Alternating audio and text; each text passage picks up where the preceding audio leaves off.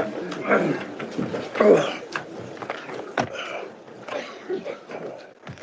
Got a copy there as well.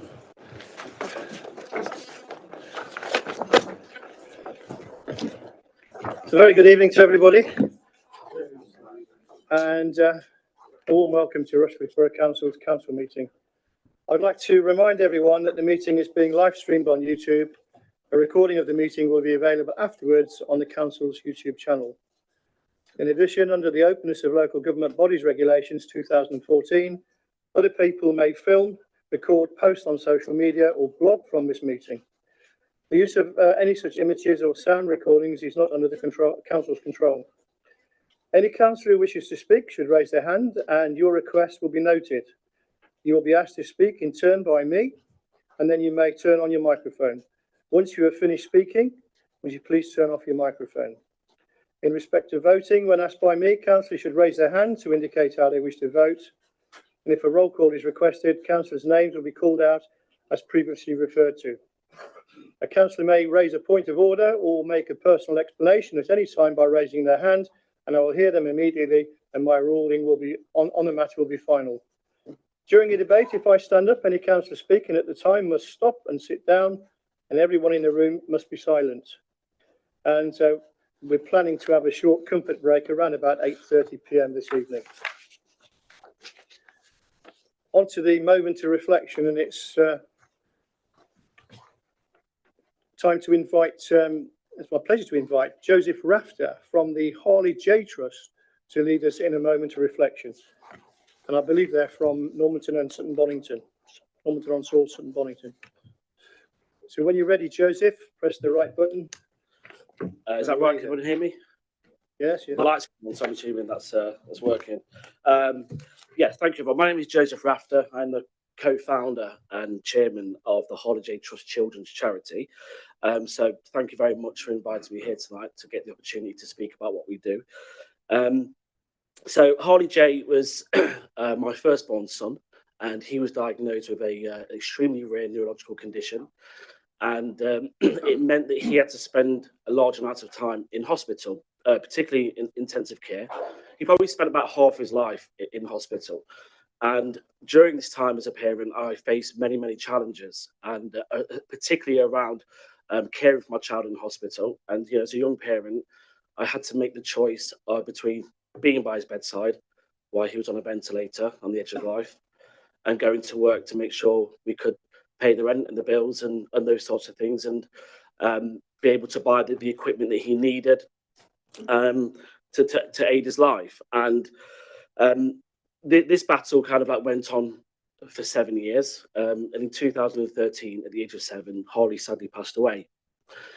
A couple of years later, myself and some friends, after recognising the struggles that many families go through in this situation, we decided to register the charity.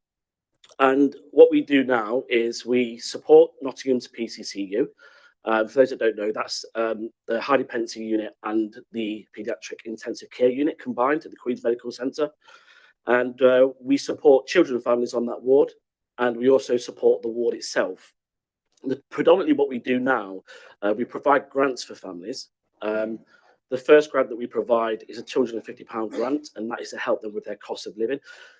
We all know in this room that cost of living is a huge issue for families at the moment, and being able for them to pay for a meal or parking or anything that they need that can keep them there with the child is what the grants are for. We also provide a £500 going home wish. So when they are being discharged from hospital, they can maybe decorate the child's room, or they can go away for a break, or get them the things that child needs to help encourage them get home. And I think the most important grant that we do is a £1,000 grant for the families, because the equipment grant for £1,000 enables them to buy the correct wheelchair that carries their ventilator home with them. Now, it's the difficulty that health and social care both have is that we could have a family trapped in hospital for months on end, and the hospital want to discharge them, but social care won't allow it because they can't get home, because they can't carry the ventilator around with them, and there's no funding for this. So a simple £1,000 grant can get the family home, but also free up the bed for the PCCU who are also overwhelmed. So the equipment grants are really, really important for the families. In addition to those grants that we give, we also provide equipment for the ward. We've spent £15,000 on smart dolls. The smart dolls allow medical staff to train the parents to resuscitate their children at home, which is another blocker for them going home. It's not safe for them to go home until they can do that. And they didn't have the equipment to be able to do that, so we funded that. We also spent £20,000 on refurbishing parent accommodation, so parents could stay in the hospital because there's no beds. So, you know, the families can stay close to their children rather than having to go home. We take up gifts at Christmas. We buy iPads and tablets and all those sorts of things for the children, toys, sensory equipment, anything they possibly can to help the families and to help the hospital going forward. We are a small charity. We are purely voluntary based. We have no paid employees. We have no government contracts. Every penny that we give is raised just through hard work, dedication, and the incredible support of the people of Nottingham who are willing to give £1 to help us with our mission. At the moment, in order for a family to access support with us, the referral criteria is that you have to have been in hospital for 6 weeks or more. We want to lower that. We want to lower that to 4 weeks. We could access a lot more families if we do that, but it's going to cost us around about £40,000 a year to do that. And at the moment, we haven't got that funding secured, so that is what we're aiming to do. We are also trying to build our presence in the city. I think even though because we're a small charity, we have been going for 10 years, but I don't think enough people in Nottingham know who we are. So I really, really appreciate you inviting us here tonight, just to, you know, get our voice out there. And for those of you that do brave social media, we would really appreciate if you give us a follow or a like. All those sorts of things help us. And yeah, if you ever want to talk about charity to anyone, if you mention our name, just talking about us and the word of mouth just goes such a long way. It isn't just about raising money for us, it's about raising awareness. A lot of people on the street, if you go speak to them, they have no idea about this need. They have no idea about these children. They have no idea about the struggles, not just the families, but also what the hospitals are facing of trying to get these children back home where they belong. So yes, that's who we are. Hopefully in another 10 years, I'll still be able to tell you that we're still continuing to do this work and that we have been able to reach more families. Joseph, thank you. To listen to your fascinating story and sad story as well. I know it takes a lot of courage for somebody like yourself to come and speak to everybody. So, members, I think we should give him a show of appreciation. Thank you. And thank you very much. I really appreciate that. I know you guys are really busy, so I'm not going to take up too much of your time. Merry Christmas to you. You're welcome to stay and listen to the rest of the meeting. Could you switch your microphone off, please? Of course.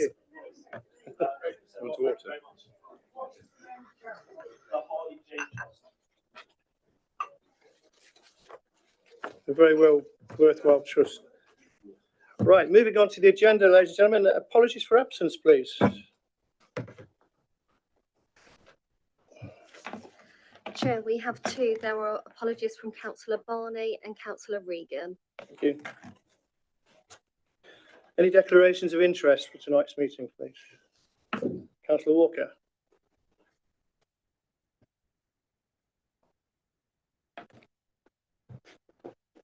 Thank you, Mr. Mayor. I'm declaring a potential pecuniary interest in motion D of item 15 of the agenda. I won't take part in the discussion, vote on the item, nor remain in the room for the duration of the item. Thank you. Anyone else? Councillor Birch. I'm declaring an interest in item 15D as per Councillor Walker. Okay, thank you. Moving on to approved as a correct record the minutes of the meeting the council held on the 26th of September 2024. Councillor Clark. Thank you, Mr. Mayor. I have pleasure in moving those minutes. And Councillor Brennan, then 2 seconds, please. Thank you. Yes, I'm happy to second the minutes. All in favour?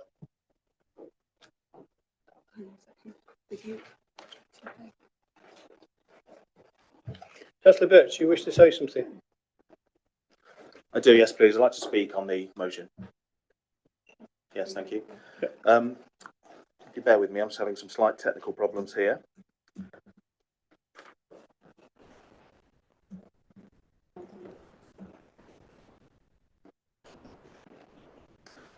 Thank you.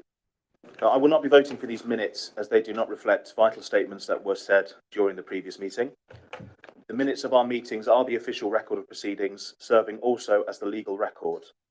I've been advised by officers that the minutes are primarily a written summary of the proceedings to record the decisions taken at a meeting. However, they also serve a role to inform members of the public about what occurs at meetings. Many residents read the minutes to keep up to date with the happenings at the borough. I feel it is vital that they receive a clear record of vital points made. I also think the minutes are imbalanced and do not offer the counterpoint to some things that are in the minutes. Namely, Councillor Sims is minuted as saying, it was a matter for the County Council, we're referring to the send motion, it was a matter for the County Council and he hoped future motions would relate to Borough Council decisions. And Councillor Clark said send provision was provided by the County Council and it would have been more appropriate to approach them. Councillor Chewing's counterpoint that the motion was fully endorsed and signed off by both the monitoring officer and the CEO was not minuted, and that councillors criticising the motion were incorrect. The motion was a proper motion in accordance with the Constitution, which not only allows such motions, it actively encourages it. So I do hope you heed these words tonight with the motion that's on tonight. I would also like it said that I directly countered Councillor Clark's claim when he implied that I didn't contact county councillors prior to the meetings, which was a slur. I called him out on this live in the meeting by stating that he and Councillor Brennan had been contacted twice by myself before the agenda was even published. Just to remind him, the first email's opening line was, I am writing to you to give advance notice of a motion we submitted in late July before proceeding to outline the motion in full. And I did that in good faith, but apparently that was in vain. So I cannot vote for this tonight for those reasons. I believe that members of the public have a right to know about these statements which speak to the conduct and the attitude of some in the Conservative group. Thank you. Thank you, Councillor Birch. Your comments are noted. Can we go to the vote now, please? All those in favour of the minutes? All those against?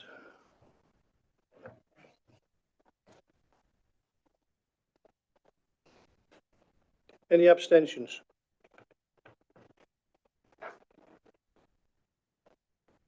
Carried that. Okay. I declare that the vote was carried. Thank you. Thank you. I would like to like it in the minutes that I voted against. That has been recorded, Councillor Birch. Thank you. Yeah, but my individual vote. Thank you. Right, on to my... I'll keep it brief because I know everybody's had a long day. A lot of people have had a long day. Can I first thank Goatham Primary School for entertaining us all this evening, something I'm sure they will remember for a long time. Since our last meeting, I've attended many events, unfortunately too many to mention all of them, and with a full agenda leading up to and including Christmas Day, and following a tradition that the Mayor serves Christmas lunch to the homeless at the Friary here in West Bridgford. I attended the opening of the Goose Fair with other mayors of Nottinghamshire, including the Sheriff of Nottingham, and we were treated to several rides, including a 1920s original cakewalk, which can only describe as being on board a ship when you've had a few pints. It was quite interesting. Rushcliffe CVS celebrated their 40th anniversary, and I was pleased to attend along with many volunteers from across the borough. I spent one Saturday morning with Nottinghamshire Wildlife Trust, where together with a group of around 20, we're guided around the city areas to visit areas that had been improved to make them habitable for wildlife. This included the new green area where the Broadmarsh Centre used to be. And one memorable event was at the Samapan Yog Centre for meditation and retreat at Hickling Pastures, where I planted the first of 1 million trees. Apparently the photos taken were shared to the media in 65 countries around the world, where more of the trees will be planted. My wife and I, along with Councillor Cumberlack, were treated to a song by a reggae singer who had written it in support to aid the planting around the world. An event, and I'm sure Councillor Cumberlack will agree, we'll never forget, will we? No. I attended both Goatham Church and Home Pierpoint Church on Remembrance Sunday to lay wreaths at both, and may I thank to all those councillors that laid wreaths on the behalf of the council. The following day, I attended Armistice Day at the Croquet Lawn in West Bridgford.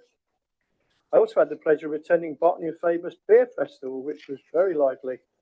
I did ask them what they was going to do with the leftover beer, and they had it all planned out. They was going to have a sup-up Sunday. Rushcliffe Awards Night was extremely successful, where I had the pleasure of presenting the awards to the winners. Over 600 nominations were received, and my thanks go to the staff here at Rushcliffe for organising such a great event. I must also mention the Christmas light switch on in West Bridgford during Storm Bert. When many other councils had cancelled their events, ours went on as normal, with a very swift erection of a very sturdy marquee to house the many stallholders. It was very well attended, considering the weather, and I certainly enjoyed it. The fireworks along with the music were brilliant. Again, thanks to our great staff here at Rushcliffe Borough Council for making it possible. And finally, thank you to all who came to my race night at Trentbridge, where the raffle tickets sold, together with the races and auction, we managed to raise a little over £2,000. And you have received an email regarding Councillor Edivine's wife making Christmas wreaths. £25, each with £10 of that going to my charity. My lovely assistant will hold one up and show you, for which I thank her very much. They're good quality and cheap at the price. And can I also thank every member that sold raffle tickets. These, together with the race nights and other events, mean that we're now halfway to my £10,000 target. So thank you very much for everybody. And also on your table, I've put the East Midlands Airport Community Fund Sheet. So a lot of members asked me about, can we apply? On the back, there's a list of postcodes. So, and it also tells you how to apply. The last 12 months, we've given around about £250,000 away in grants to various organisations. And for the committee is made up of 3 members, 1 from each county, and I'm the Nottinghamshire person. And the fourth member is made up of a company on the airport, and this year it's the turn of UPS. So I hope that's very useful to you. And that's my report. And move on then to leaders' announcements. Neil. Thank you very much indeed, Mr. Mayor. Just very quickly, firstly, some really good news. We have been re-awarded the Armed Forces Covenant Employer Scheme Gold Award, which is the highest honour for organisations that have signed the Armed Forces Covenant, recognising employers who actively support the Armed Forces community in their workplace and encourage others to follow their lead. And like all these things, when you win awards, Mr. Mayor, it only comes as a result of hard work. So I do want to take this opportunity to thank Nicola Wells and her team for all the work that they put in on behalf of the Armed Forces. The other thing to mention, it really just to echo what you said about the community awards, fantastic evening, recognising all the community volunteers. And I just wanted to congratulate all the winners and to repeat your thanks to everybody, the whole team, of which there are many, that arranged for the fantastic event. I'll also, people may not know, but the Chief Executive will be leaving shortly. So I will be mentioning that in the main item later on in the agenda rather than now. Thank you. Thank you, Councillor Clark. Chief Exec's announcements. I haven't got any. And there are no citizen questions. We'll move on to the petitions where there is no petitions received. And we'll go on to the first item of the agenda. But can I just ask everybody to keep your speeches short, to the point, non-repetitive, and just keep it flowing. Because we've got a lot on the agenda, and we want to move through it. Otherwise, we're going to be here till midnight, I think. No, we're not. Right, item 9, appointment of Chief Executive. Dave Banks and Peter Linfield have got to. Are they okay in this meeting during the item?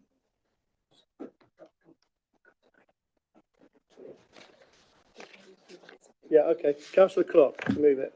Thank you very much, Mr. Mayor. With your indulgence, and I did speak to the group leaders on Monday as well, that before we discuss the actual business part of the item, where Mr. Banks and Mr. Linfield would have to leave, just wanted to take this opportunity, because this is about the only opportunity, to thank Kath Marriott very much for all her hard work as Chief Executive.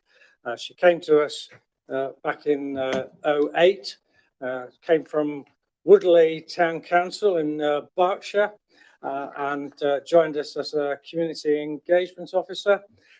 And since then, she has worked up the ranks, and as we all know, has achieved the post of Chief Executive 5 years ago, which she has performed extremely well. I think all the staff, all the councillors know her to be empathetic, very compassionate, popular amongst the staff, able to engage with all the councillors. So she has been an excellent engaging officer, chief exec for the council, but also supporting both my predecessor Simon Robinson and myself in going out as an ambassador for the council, talking to other outside bodies and organisations, businesses, etc., furthering the cause and the brand of Rushcliffe Borough Council. So she has been an amazing chief executive. She is going, as I think probably everybody knows, she's taking on the post of chief executive of North Kesteven District Council in Lincolnshire, and obviously wish her all the best and wish her well in that new post. And they are very lucky council to have you joining them. As a token of our thanks, Mr. Mayor, if I could ask Kath to come round. This was chosen by Kath, so it's not a surprise to her. She knows about it because Kath is very much into orchids, very much into orchids indeed. And so we hope this will be a lasting memory for many years. So thank you very much indeed, Kath, very much indeed.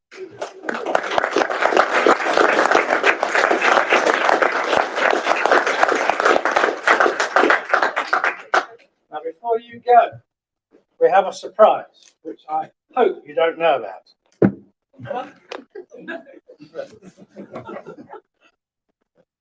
So if I just tell you a little bit about this, is a painting, and you might think, oh my goodness, what's that painting for? Well, Kath attended power station closing ceremony, and the resident artist there, who is resident in Barton in Favis, paints a lot of views of the power station, etc. And I know that Kath was very impressed with her work. So, as an extra, you might think a power station is a memory of Rushcliffe, but there we go. We like to be different in Rushcliffe. So.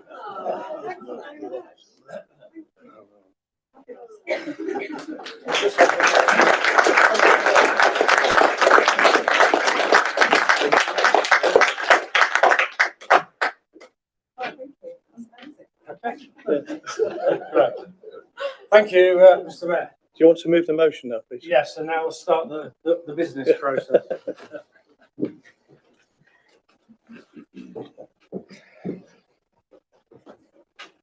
While they're walking out, I'd also like to extend my thanks to Kath for being supportive to not only myself as mayor, but previous mayors as well. I don't know what we're going to do without it, to be honest. Well, you're about to find out. I know. Councillor Brennan. Somebody's got their microphone on. What? I think Councillor first. What, you've got a second what? You thought you were going to move the motion. Yeah, I was. Oh, well, you just told me to stand up. No, I haven't moved it yet. I thought you had. You said something. Right. So, Mr. Mayor, We now move to the formal business of the appointment of Chief Executive, and the interview process was very stringent, very comprehensive. There were many strong candidates who applied for the post of Chief Executive, and I'd like to thank the interviewing panel, apart from myself, Councillor Brennan, Councillor Verdi, Councillor Walker, and Councillor Della, who were all party, so you can tell it was a cross-party interviewing panel.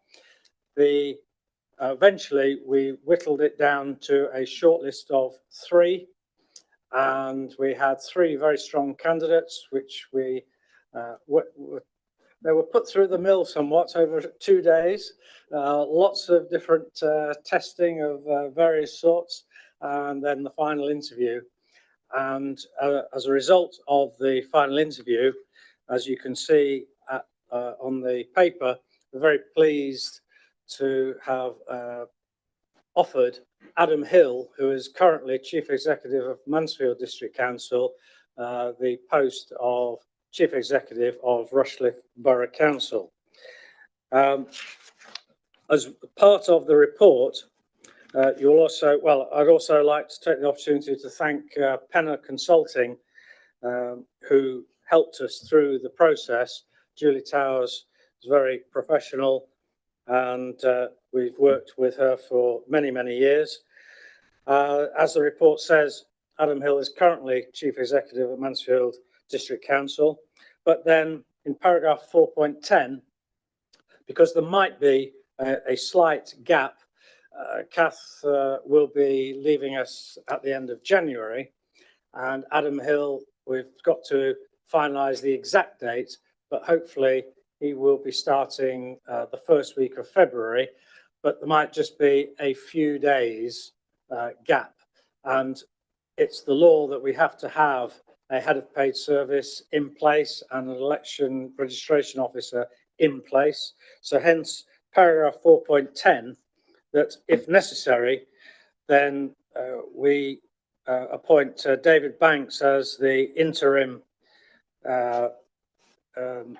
head of paid service and Peter Linfield as the interim electoral registrations officer and returning officer. With that, Mr. Mayor, I will formally move the 2 recommendations A and B on page 17 to appoint Adam Hill, or to confirm the appointment of Adam Hill, and to approve the interim arrangements that I've just set out. Thank you. Thank you, Councillor Clark. Councillor Brennan, you may have your turn now. Thank you very much. It's okay now. Go. Right. Thank you, Mr. Mayor. Can I second the recommendations contained in the paper, please? And before we move on, can I express my very deep personal thank you to Kath as well for all the help and support you gave me as a new councillor, personally and professionally. So thank you very much for that. And I wish you all the very best of luck. And we are all going to miss you dreadfully. Thank you. Thank you, Mr. Mayor. My glasses are broken. Oh. Oh, well, I'll do my best. Right, we'll move it, open it to any discussion. And Councillor Walker, Councillor Jen Walker. It's going to be hard to look at you. Thank you, Mr. Mayor. Good evening, everyone. The Labour Group would also like to welcome Adam Hill to Rushcliffe and congratulate him on his new position of Chief Executive of the Borough. As one of the councillors who took part in the appointment process, I'd like to express how impressed I was with all the candidates I met. The length and intensity of the process is not something I personally would have enjoyed, so I admire anyone who's willing to put themselves through it and come out the other side still answering any of the questions with any sense or reason. So well done to Adam and all those who applied. But this meeting also marks a significant moment for Rushcliffe Borough Council, as it's Kath's last full council meeting, and it's going to be a long one, Kath, isn't it?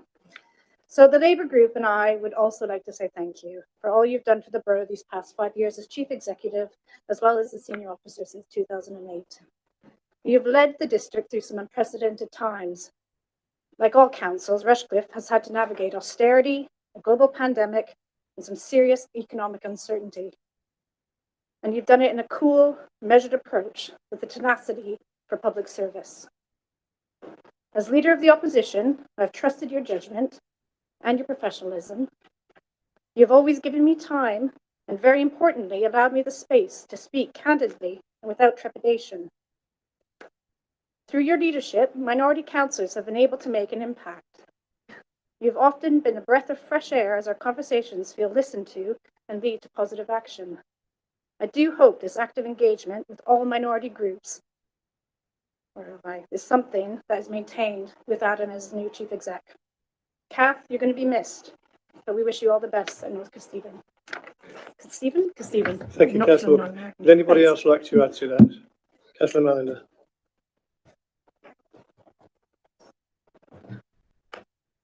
I'd just like to say a special thanks, Kath, for all the time you supported me during a very difficult time while I was mayor during COVID. And it was absolutely marvellous, the support you gave and all the other officers, but you were really something else. So thank you so much. It was very refreshing, no offence meant, that for quite some years there were no men on that front bench. There were just women. So when I was deputy mayor, when I was mayor for 2 years, and then after that. So it was really good to have that time. Power to the women. And so thank you so much for all the help, and very good luck in your new position. Thank you. Thank you, Councillor Malinder. Councillor Thomas. Yes, we'd like to extend our thanks to Kath as well. Leslie and I, and then Jason later, started around about the same time as you, and we have no other chief executive. So you are the gold standard, but I think you probably would have been anyway, even if we'd known other ones. So thank you for everything. I think Kath is one of the few people I know who can be kind to you when she's telling you off, and I think I found that in your first fortnight or so of being a councillor. So thank you very much. Thanks, Councillor Thomas. Anybody else wish to speak? If not, oh yeah, Councillor Birch. Thank you, Mr. Mayor. So firstly, I'd like to just welcome Adam Hill into his new position and wish him luck. And to Kath, I had my reservations about the public sector when I came into this role in May, and I've been amazed at what a tight ship you run, how well everything runs, and it's very, very impressive. On a personal note, I just want to thank you for all of your help. You've gone over and above out of your way to assist me with any queries I've had. I'm very grateful for that. Kira's as well, obviously. And we just wish you all the best of luck in your future endeavours. Thank you.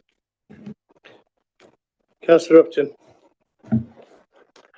Thank you, Mr. Mayor. I was going to say a few words before the next item, which I'm speaking to, but I think now is more appropriate. I'd like to say personally, thank you, Kath, for everything you've done to help me and the advice and support over the years since I came here. I'm hopeful that we shall meet in the future because, as you know, you're going to my hometown of Sleaford in Lincolnshire, where my father worked for North Kesteven Council for many years, and I have put it about to my friends and relations there that you're coming and that it's Rushcliffe's loss is their immense gain. So perhaps a cup of coffee and a panini in the hub next to your office in the next coming year would be appropriate. So thank you and good best wishes. Thank you, Councillor Upton. Anyone else? Councillor Cumberland. Thank you. Having joined the council in 2009, I've known Kath for a long time. In fact, we were chatting about it earlier. But I have to say, Kath is valued by all the councillors. She's very much a people person, driven by her early background as communities officer here in Rushcliffe, and therefore understands the personalities prevailing in the various towns and parishes and the varied community types. She's made us one of the Rushcliffe family and will be very much missed. However, I wish her luck in her new role and the ambitions and challenges she faces. I very much hope she won't be a stranger to us and that we will in fact see her somewhere along the line. So thank you so much, Kath, and good luck. Thank you, Councillor Cumberland. Anyone else? If not, we'll go to Councillor Brennan, who reserved the right to speak, I believe. Thank you, Mr. Mayor. I didn't. You did. I don't need to You wish speak. to, Thank do you you very wish to much. say anything? Councillor Clark. Thank you, Mr. Mayor. Nothing else to add. I just hope that we can show friendship and unity by having a unanimous vote in favour of the appointment of Adam Hill. Thank you. And with that, let's go to the votes. And all in favour, please.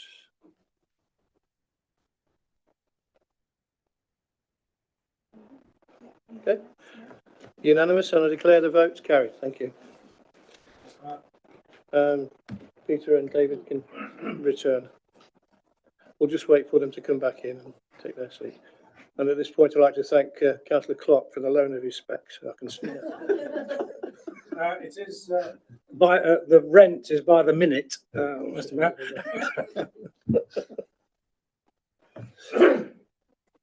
They're better than mine, these.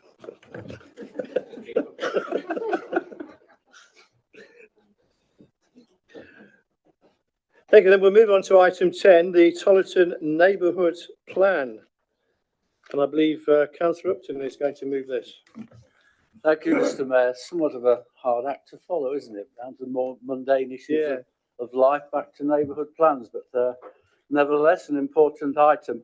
I think we all know that this council supports neighbourhood plans and has a statutory duty under the Localism Act of 2011 to assist their production where communities wish to have them. And we also have a responsibility to assess if those plans and policies meet what's called the basic conditions and other legal requirements. And indeed, in recent years, many of you will be aware that quite a few neighbourhood plans have been adopted by us in Rushcliffe, and they contribute to our planning process. The Tollerton Neighbourhood Plan has been produced by the Tollerton Parish Council in conjunction with their local community.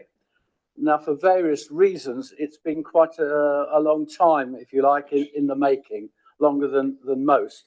And when the examiner's report was considered by Cabinet here in September, it was decided to accept all but 3 of the examiner's recommended modifications, because we consider these were frankly unnecessary to meet the basic conditions. So this decision that we made at Cabinet has been out to public consultation, and we now need to decide this evening whether to approve the holding of a referendum to agree that, subject to a majority referendum result. Then this council would then adopt a Tollerton neighbourhood plan. Only 5 responses were received to our recent consultation on the decision not to accept those 3 modifications. 4, bizarrely, made no further comments, and 1 supported it. So these responses are summarised in Appendix 1 for those of you that are minded to read the detail. If we agree tonight, the proposed referendum would invite all the electors in the parish of Tollerton that are actually registered now to vote in local government elections, and they would be given the opportunity to vote. The ballot paper is quite simple, really. It would have 1 question. Do you want Rushcliffe Borough Council to use the neighbourhood plan for Tollerton to help it decide planning applications in the neighbourhood plan area?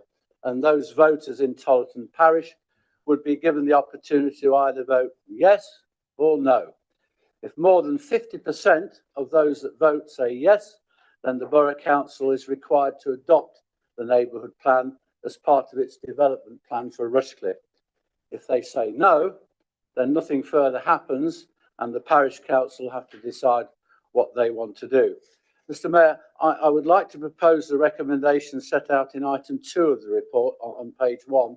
Now, this has 6 quite detailed recommendations, but with your approval, I'd like to just say to councillors to recommend those as printed, and just take the vote on that rather than read them all out in detail, if you agree with that. Thank you. Thank you. I agree with that. Councillor Upton, thank you very much. Councillor Wells, I believe you're going to second the item. I'd like to reserve the right to speak later. Thank you, Councillor Wells. We'll open it up to discussion, and Councillor Corns, you've indicated you wish to speak. Well, yes, I'm just going to say a few words because only myself and Councillor Fletcher have the honour of being parish councillors. And obviously we're fully in support of this going forward to a referendum because Ruddington has a local neighbourhood plan. I know the work that was involved in that. We weren't either of us parish councillors at that point, but we do know people who were, and they spent many, many years trying to get that through. We use the parish neighbourhood plan often in helping us decide how to vote on things. It's a really valuable thing to have. We're all fully in support of local democracy and the roles of parish councils, so this should go now to the public. So we're fully in support, really. Unfortunately, my other members don't get to be on parish council, but we'll save that for another day. Thank you. Thank you very much, Councillor Cole. Anybody else wish to speak? If not, I will go to Councillor Polenta. Just a few thoughts on the referendum, and I do appreciate it is our statutory duty to call for a referendum, but putting the Tolton plan to a referendum is not just a procedural step. We should view it as a vital act of democracy. In doing so, we reaffirm our commitment to democratic decision-making, active participation, and the dispersal of powers to neighbourhoods and citizens. At the heart of democracy is the principle of empowering people to shape the decisions that affect their lives. A referendum is not merely a yes or no exercise. It reflects our belief that residents are not passive recipients of politics, but co-creators of their communities. By integrating referenda and other forms of public consultation in all spheres of our lives, we amplify the voices of those who live, work, and thrive in our communities. This approach moves us beyond the old dichotomy of representing versus being represented. When we actively engage citizens, we tap into the tacit knowledge, lived experience, and unique expertise that only those deeply rooted in the community can provide. The Tolton local plan represents an opportunity to ensure that power is shared, not hoarded in chambers, but extended to kitchen tables, to community halls, and local networks. Responsive local government means exactly that, listening not just to the loud voices, but also an elevated, marginalized perspective. We must also recognize that this act of consultation, mandatory statutory as may be, set an important precedent. It challenges to adopt participatory approaches in other areas, constructing policies, opening budgets for deliberation, and trusting citizens not just to oppose what they dislike, but to articulate what they aspire to build. The referendum of this plan is about more than development, it's a vote on the type of democracy we want to champion. A democracy where people are engaged, empowered, and shaped to shape their future. A democracy that fosters a responsive, inclusive, and participatory local government. By supporting and publicizing this referendum, engaging with the parish council and community-led initiative, we form a step towards a paradigm where citizens and councillors work as equals, creating communities where everyone belongs. Thank you, Councillor Polenta. Anybody else wish to speak? If not, Councillor Wells, you reserve your right to speak. Thank you, Mr. Mayor. Neighbourhood plans are documents which give local people the real power to shape the future of their neighbourhoods. They contain policies written by the community for the community to shape how their local areas may change under the plan period. Neighbourhood planning was introduced by the Localism Act 2011 and is recognised by the National Planning Policy Framework. We have an opportunity, we adopt a number of NPSs in Rushcliffe, and this is another one that is being progressed, and I'm happy to second this report. Sorry about stuttering. Thank you. Thank you, Councillor Wells. Councillor Upton, do you wish to sum up, please? Well, briefly, all I can say is that I intimated earlier on that this is one of quite a few neighbourhood plans that have come through the process here. There's very little more I'd want to say that I didn't say early on. Thank you, Mr. Mayor. And I just hope everybody can come together and give it the support I think it deserves. So thank you. Thank you very much, Councillor Upton. With that, then we'll go to the vote. So all in favour, please.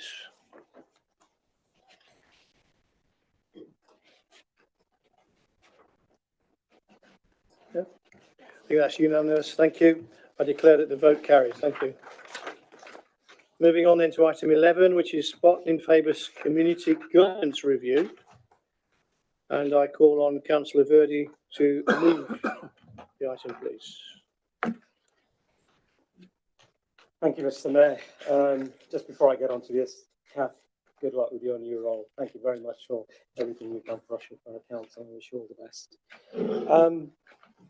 Thank you, Mr. Mayor. Members will recall that at its meeting in September, Council received a petition from Barton in Fabus residents requesting the separation of the Fareham development from Barton in Fabus parish and the creation of a new parish for Fareham.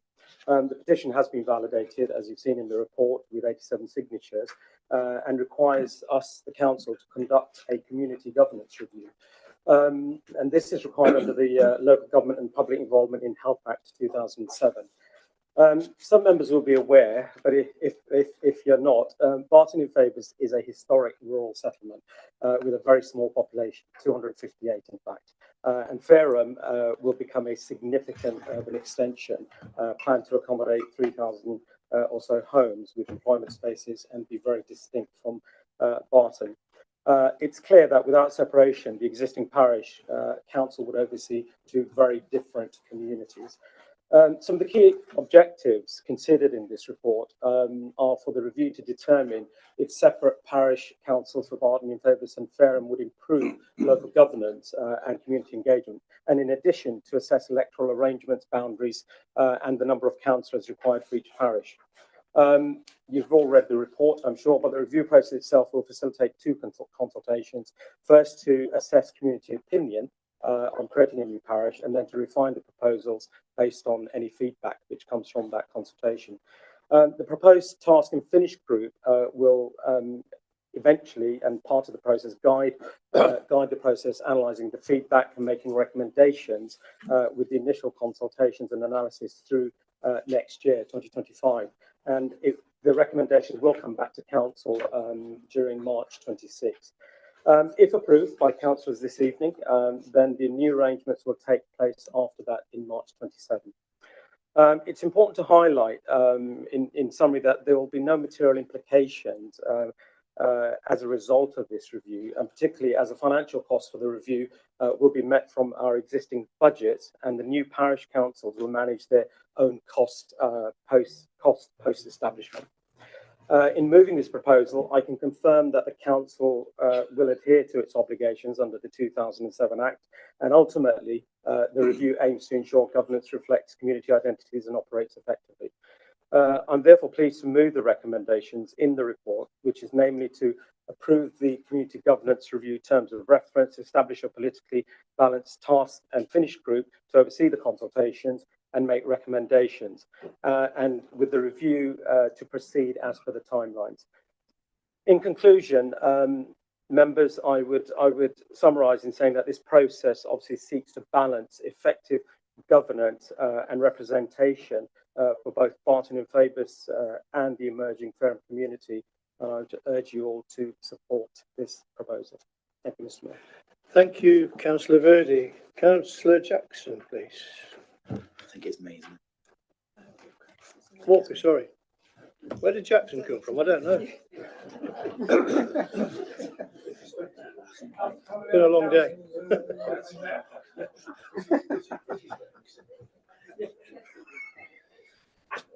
Thank you, Mr. Mayor. There's probably a joke in there about bad somewhere, Mr. Mayor, but let's leave it at that. I'm happy to second the motion and reserve the right to speak, please. Thank you, Councillor Walker. I'll open it up to any discussion, and Councillor Calvert, I believe you wish to speak on it. Thank you, Mr. Mayor. The Labour Group accept the validity of the petition for the purpose of the community governance review. We acknowledge the reasons put forward in the petition for the creation of a new Fareham parish separate from Barton and Fabus. In summary, these are that there's a major disparity between the size of the Barton and Fabus, 100 households, Fareham potentially 3,000 households. Potentially a much higher parish precept arising from the new development. Planning issues are likely to be very different between the two areas. And finally, in the reasons set out in the petition, Residents of Barton and Fabus have strong ties with neighbouring rural settlements, with mutual interests focused on rural and environmental matters. As an extension to Clifton, the petition says that Fareham will have issues more closely aligned to Clifton and the rest of the city. However, on this side of the room, we should acknowledge that Fareham development will bring with it new services and facilities available to Barton and Fabus residents.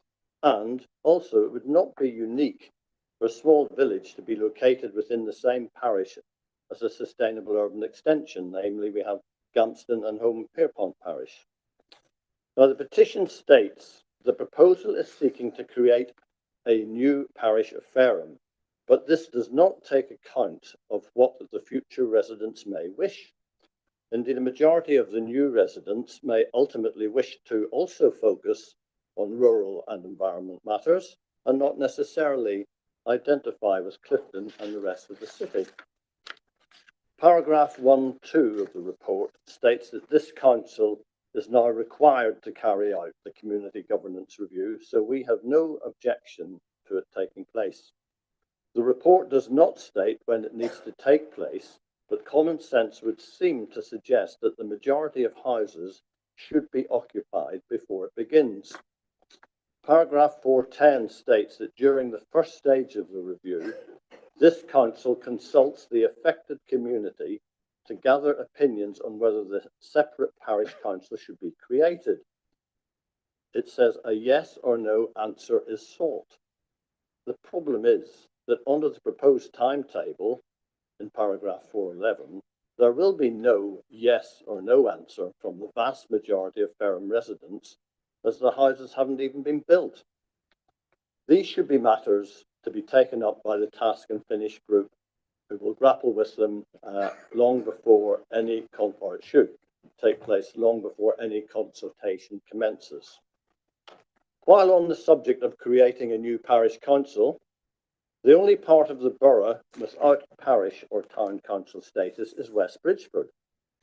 50 years have now elapsed since the demise of the West Bridgeford Urban District Council. Surely now is the time for all West Bridgeford Borough Councillors to work together to correct this lack of democratic representation for its 40,000 residents. Thank you. Thank you, Councillor Calvert. Councillor Richard Mallender, please. Thank you, Mr. Mayor. Yes, I think Councillor Calvert raised some very valid points there about West Bridgeford, but also very much about the issue around who are we asking with the referendum? When will it go ahead?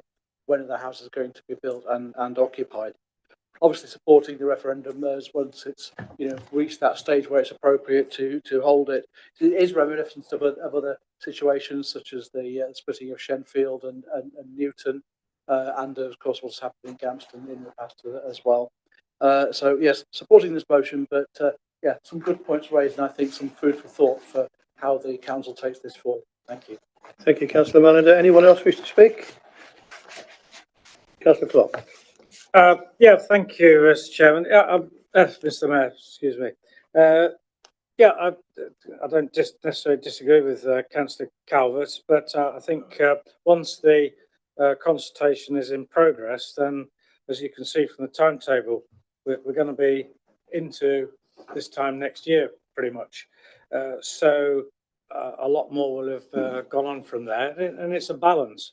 I don't think we can wait until the last house is occupied, because you've 3,500 houses. So there's got to be a balance and a compromise sort of somewhere middle of the road when there is a substantial or a recognisable representative proportion of houses occupied, so that sufficient opinions can be sought. So it's getting that balance and that compromise. Thank you, Mr. Mayor. Thank you, Councillor Clark. Councillor Thomas. Thank you, Mr. Mayor. I'm taking on board what Councillor Calvert has said, and wondering if it might be possible to accept the recommendation with the proviso that the terms of reference should take into account the ability to change the timetable if they believe that that's in the best interest of taking things forward.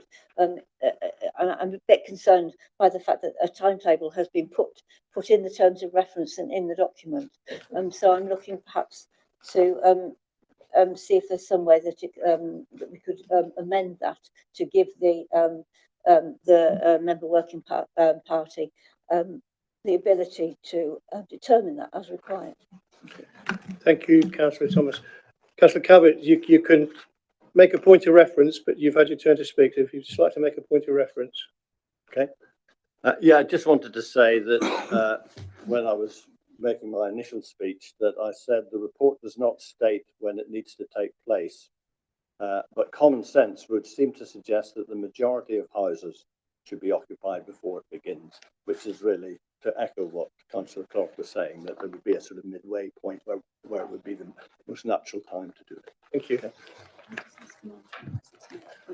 Yeah, the monitoring officer is just going to make a point of clarification there. Thank you, Mayor. Apologies. Thank you, Mayor. In terms of the timings of this, because we have received a valid petition, we do have a statutory timetable that we have to comply with, which is 12 months from receipt of the petition. The timetable that's been set out is only a proposed timetable in order to comply with those recommendations. It would be within the remit of the task and finish group to be able to amend that as appropriate. Okay. Thank you. There's no one else. I'll go to Councillor Walker, who reserved his right to speak. Thank you, Mr. Mayor. And yes, some good discussion there and highlighting the point, the good work that the task and finish good group. In fact, so perhaps Councillor Calvert and Councillor Thomas may be a part of that. I'm sure that they would be significant contributors to it were that be the case. So I'd like simply to say that I've been asked to express Barton and Fabus Parish Council support for the paper this evening, and also their willingness to help in any way, including in consultations, should that be appropriate. Thank you. Thank you, Councillor Walker. So we'll go to the vote. And just to remind you, sorry, Councillor Verdi. Yeah, apologies. Thank you, Mr. Mayor, and I'd like to thank members for their very valuable and useful comments.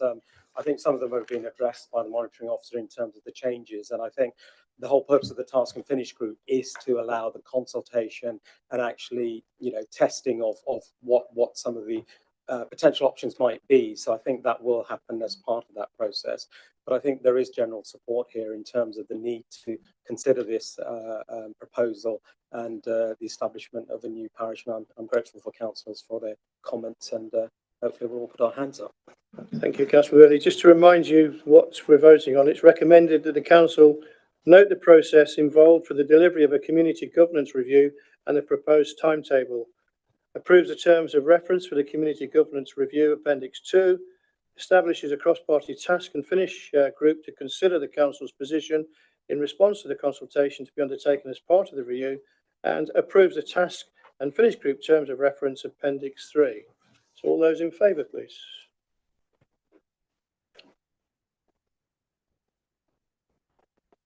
I think that's unanimous, so the motion is carried. And we'll move on to item 12, the gambling statement of licensing principles. And Councillor English to move, please. Thank you, Mr. Mayor. So the Gambling Act of 2005, draft statement of licensing principles. Well, Rushcliffe Council is the licensing authority under the Gambling Act of 2005. So as a licensing authority, the council must determine and publish its statement of principles every 3 years, which will base its decisions. If approved, the final policy will take effect on the 31st of January 2025. The council's current statement of principles was approved in 2021 and is now due for its 3-year consultation and review to comply with the 3 licence objectives, which are preventing gambling from being a source or associated with crime or disorder to support crime, ensuring gambling is conducted in a fair and open way, and to protecting young children and other vulnerable people from being harmed or exploited by gambling. So the policy has been subject to a public consultation to members of the trade, to responsible authorities, current licence holders, and to members itself. So the public consultation took place from the 21st of July through to the 6th of September, and was further considered by the Council's Licensing Committee to the draft policy on the 14th of October. The minor amendments and clarifications from that were considered are shown in Appendix 3. So it's a legal requirement to have this in place. There are no real changes from the previous statements of licensing principles, so I recommend that it is approved as is item 9, and the report is to be in place for the 31st of January 2035. Thank you. Thank you, Councillor Inglis. Councillor Phillips. Thank you, Mr. Mayor. I'm happy to second this draft statement and reserve the right to speak. Thank you, Councillor Phillips. We'll move to any discussion, and I believe Councillor Chaplin, you wish to speak. Thank you, Mr. Mayor. I'm speaking because I was on the licensing committee, and having an effective and enforceable gambling policy is more important than ever, with increased access to opportunities to gamble on phones and other smart devices. The previous government carried out a review of the Gambling Act, and there is currently an evaluation of that review taking place, an update that is needed to make it fit for the digital age, the gambling landscape having changed enormously since 2005. So we may well have to go through this process again sooner than the usual 3 years. I'm sure we're all aware of the harm that gambling can do, and the Act needs to ensure there is an appropriate balance between consumer freedoms and choice on one hand, and the prevention of harm to vulnerable groups and wider communities on the other. Gambling generates tax revenues, provides jobs, but there needs to be regulation to ensure customers are suitably protected whenever and wherever they are gambling. I'd like to thank the officers who worked on this, particularly Dave Roberts, who talked us through on the licensing committee. He was very patient, went through all the details, so I'm very confident that this policy is compliant with any national guidance, and we will support it tonight. Thank you, Councillor Chaplin. Anybody else wish to speak on this, please?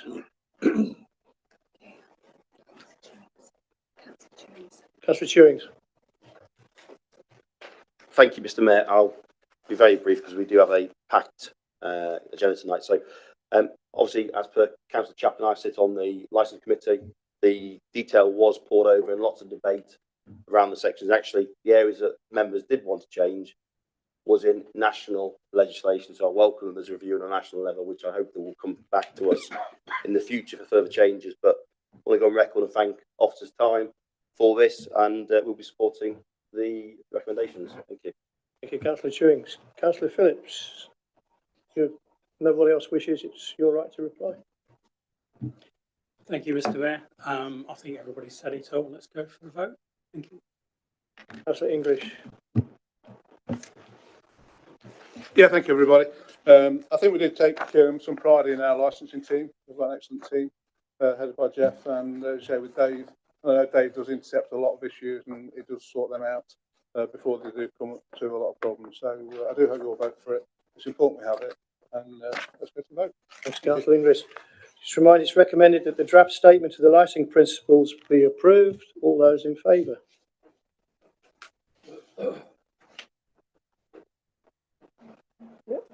Thank you. That's carried unanimously. Thank you. And we'll move swiftly on to item 13, the street trading policy. Again, Councillor English, please. Thank you, Mr. Mayor. I don't know whether to read the previous one out. The same. It's very similar. So, street trading policy of 2025 to 2030. So, in 2019, the council approved the adoption of a new street trading policy across the borough to provide the council with the means to control street trading. Prior to this, street trading was confined to the area around the Nottingham Forest Football Club, with traders outside this area being unregulated and able to trade wherever they pleased. It was identified that a number of roadside traders had taken advantage of this, and they fell out the scope for enforcement. So the adoption of the policy traders was brought to provide a regulatory umbrella. So the policy expires in January and is now due for review. The draft street trading policy was put out to a public consultation between the 21st of July and seeking comments by the 6th of September 2024. The Council's Licensing Committee considered the draft policy on the 14th of October And in accordance with the request by the Licensing Committee, in their aim to protect children and vulnerable adults, the draft policy was amended to refer to the ice cream vendors and traders with the primary objectives of selling to children, as to the summary in Appendix H and paragraph 1.2 of this report.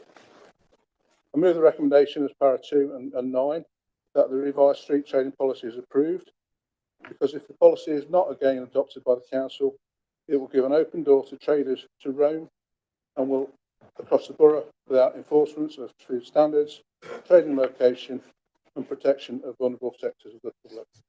Thank you, Councillor English. Councillor Mason, please. Thank you. I'd like to second the recommendation, please, for the revised street trading policy. It's something we do every 5 years, and the 5 years have come round. And I believe that we have improved it and slightly tightened it up, and therefore I'm very willing to second the recommendation. Thank you. Thank you, Councillor Mason. We'll move it out to discussion, but before that, Councillor Grocott, you wish to speak on it? Yeah, thank you, Mr. Mayor. We do support this as well. It's an important piece of work. You know, I also sit on licensing committee, and I think it's a licensing scrutiny committee, and I think it's fair to say that some of the topics can be a little dry from time to time compared to some of the other things we discuss in other scrutiny committees and here in this chamber. But yeah, the officers do vital work. It's really important work that the officers do. Jeff, Dave, and the team. So they're a credit to the organisation, a credit to the borough, and it's fantastic work. And it is important oversight that we do, and we have made some important amendments in the past. There was one last year where we changed something around public health to try and protect the licensing of pubs, which I thought was really important. And these small changes, again, are equally vital. We obviously support the better regulation of street traders, the sensible extension of that regulation to cover the borough at large. And of course, this important policy as well, recognising those traders that potentially sell to children and to vulnerable adults as well. So wholeheartedly support this, and it's got our backing tonight. Thanks. Councillor Grocott, thank you. Anybody else wish to speak? Okay, Councillor English again then, please. Okay, thank you, everybody. I do take it we're all going to support in this. It's important. A lot of it is important down to the food hygiene. You know, it gives the opportunity to our public health inspectors to make those inspections to make sure people are trading properly and with provision of food and drink. And like I say, our environmental health team are ahead of the game with their inspections. They're doing really well, especially when you compare it with other counties in the country, where some of them are like 2 years behind on their inspections. We're well ahead of the game, and speaking to the officer this morning, they're hoping to get all ours done for the rest of the year, by the end of the year. So, thank you. Councillor English, thank you. So just to remind you what we are voting on, it's recommended that the Council approves the revised street trading policy attached at Appendix 1 to the report. All those in favour, please.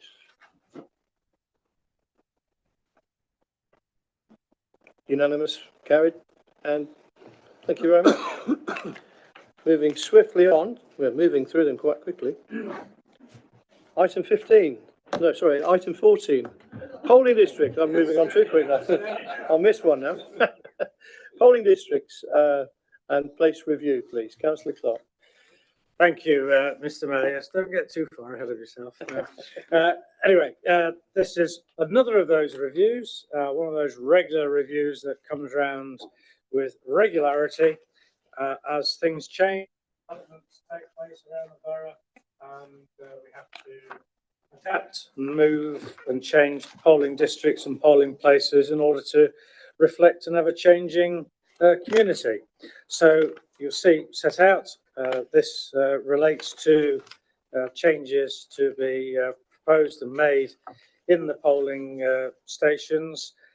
In particular, paragraph 4.3 really sets out the main changes, the 5 bullet points, so changes in Compton Acres, Lady Bay Ward, Newton Ward, Ratcliffe-on-Trent Ward and Ruddington Ward. The report is there before you. I've no doubt another review will come round in the fullness of time as and when other development changes take place, but this reflects our current development, and so our pleasure in moving the recommendations on page 253, recommend in paragraph 2, the 3 recommendations A, B, and C. Thank you, Mr. Mayor. Councillor Brennan. Thank you, Mr. Mayor. Yes, I'm happy to second the recommendations.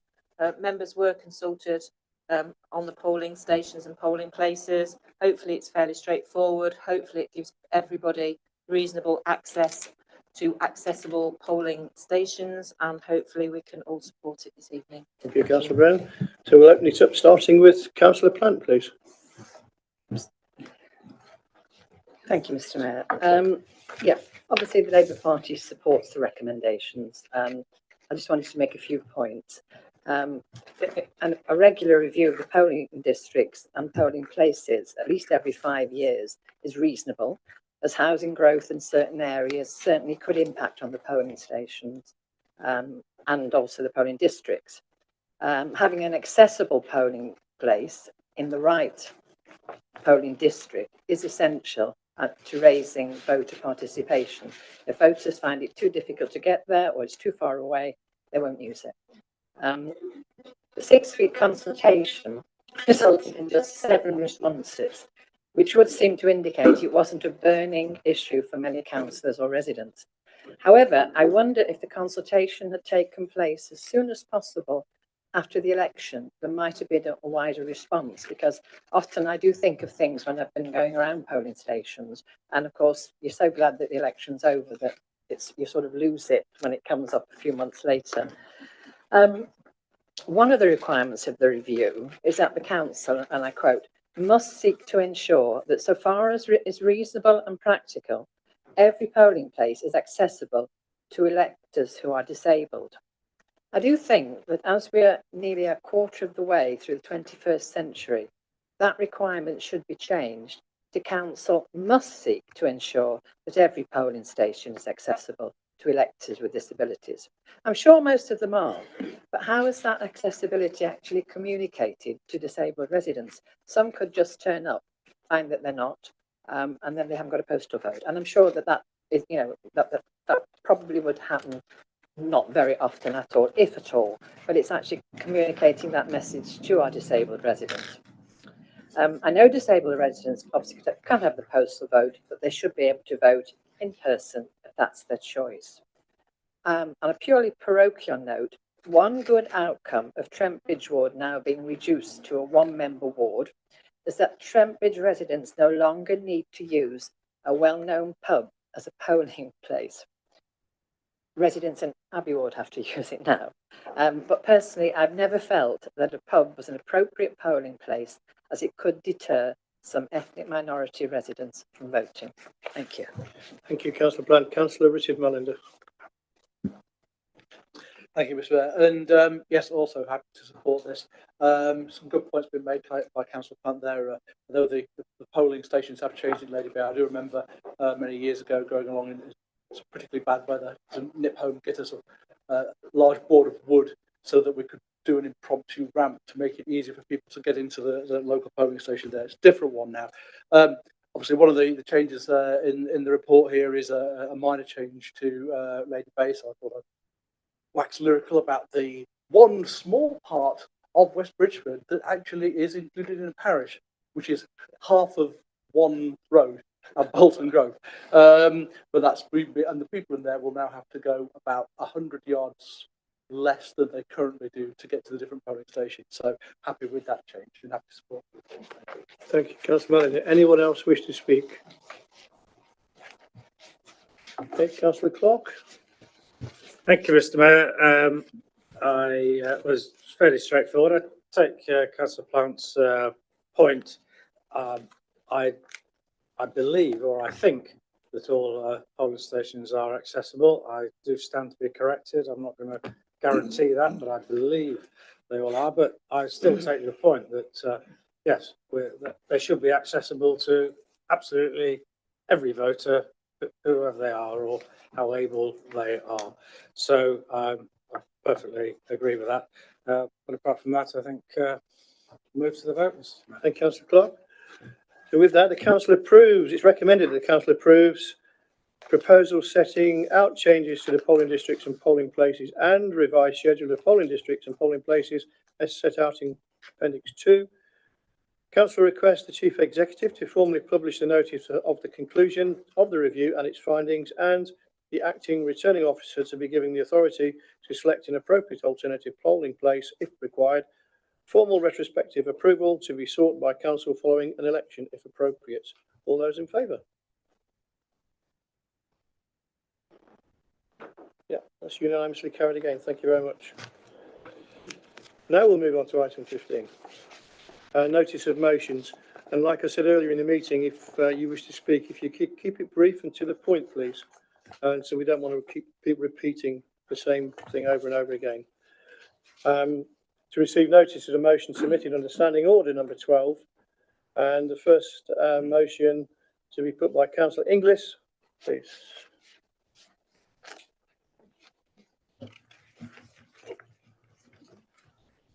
Yeah, thank you, Mr. Mayor. We're looking at a motion for car cruising.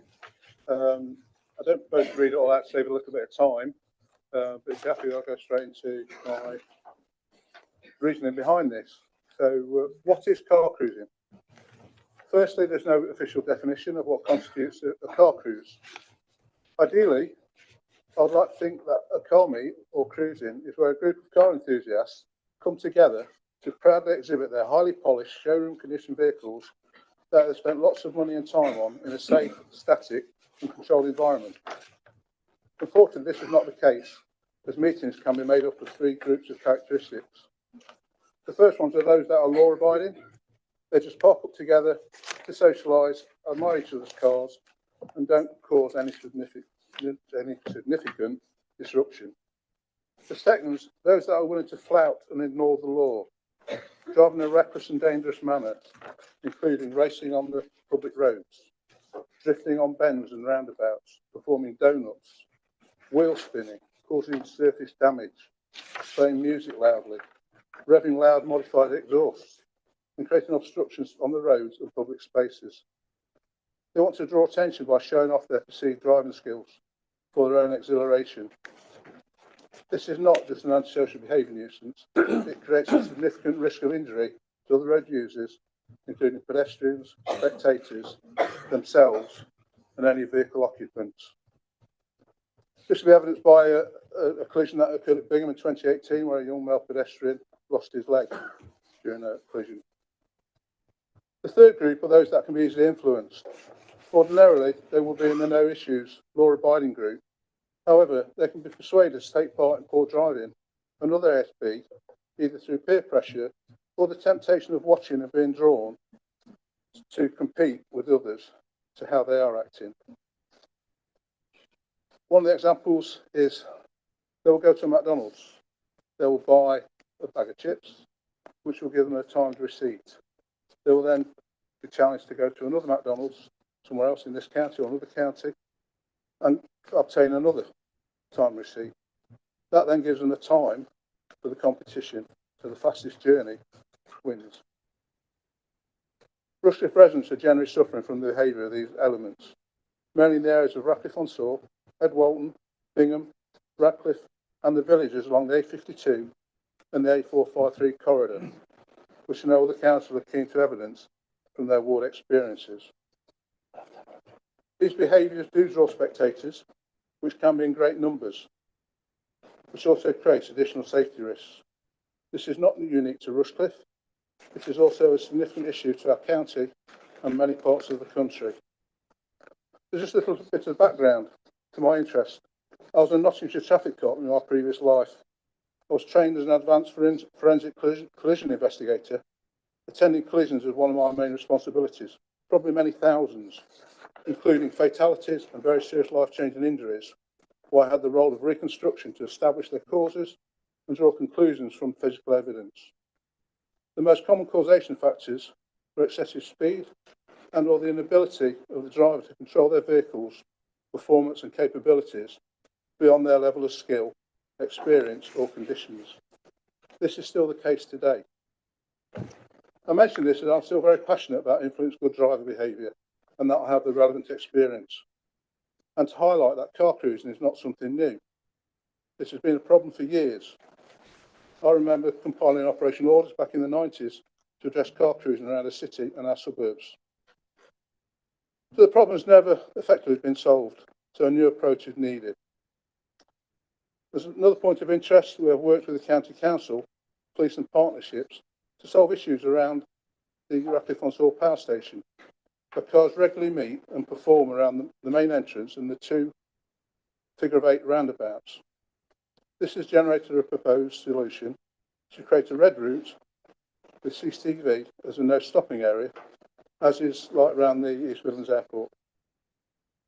This will be an estimated cost of over £100,000 that the power station is wishing to fund and should be in place for next summer. I am confident this will resolve that particular issue. It will only displace the cruisers to another location, which is one of the factors this motion attempts to negate. So the problem is, how do we tackle it effectively, and why should landowners have to bear the cost of prevention and security?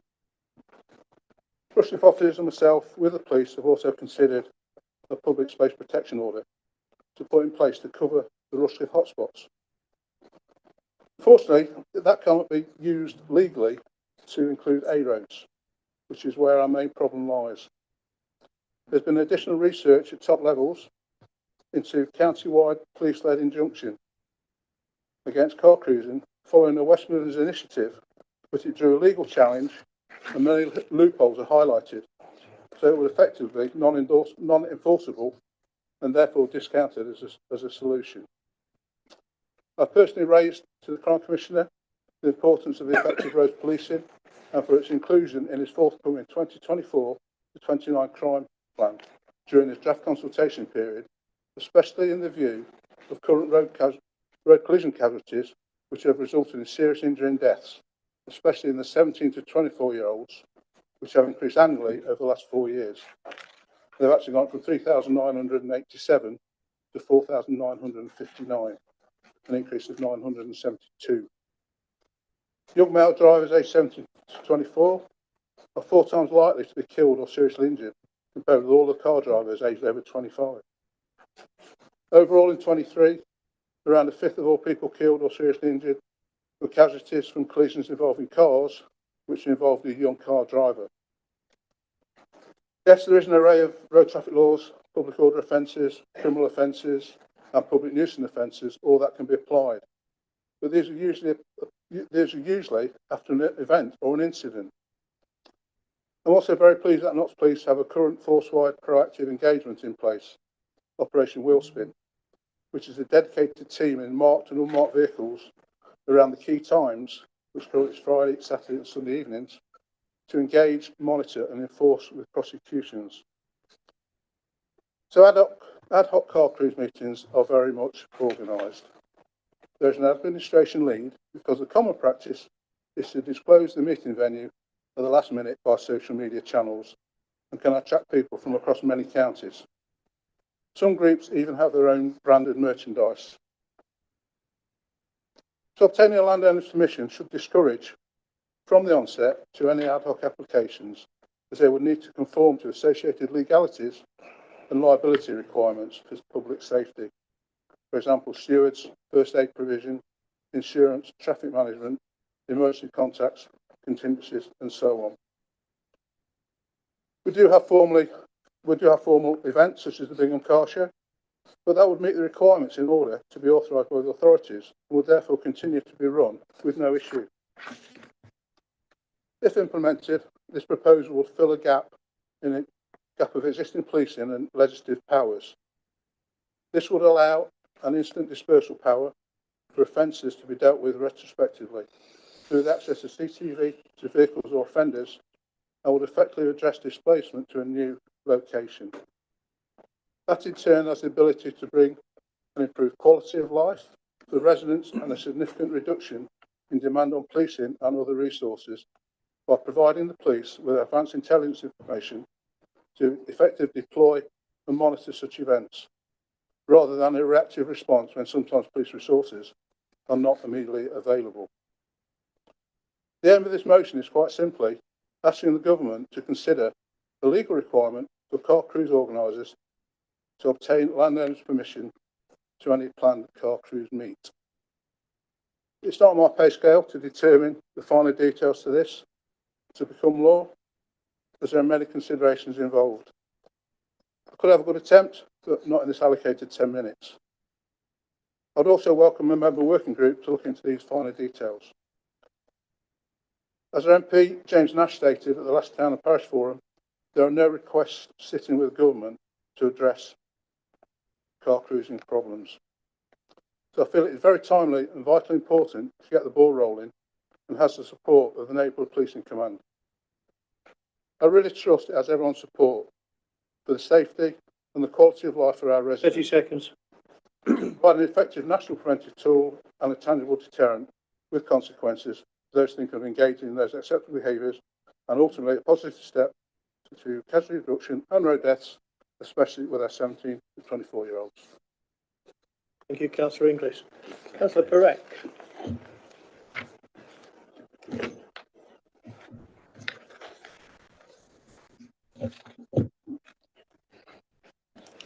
Thank you, Mr. Mayor. I'm going to speak on this motion right now. I'm happy to second it.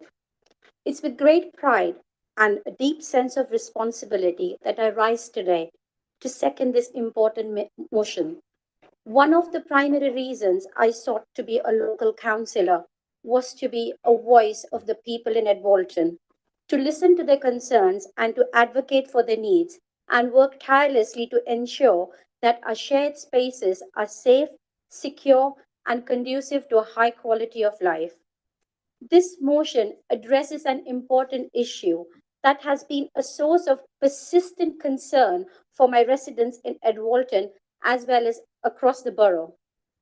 Since the time I've been elected as a local councillor, the number one complaint I have received from residents is about car cruising and the dangers associated with it.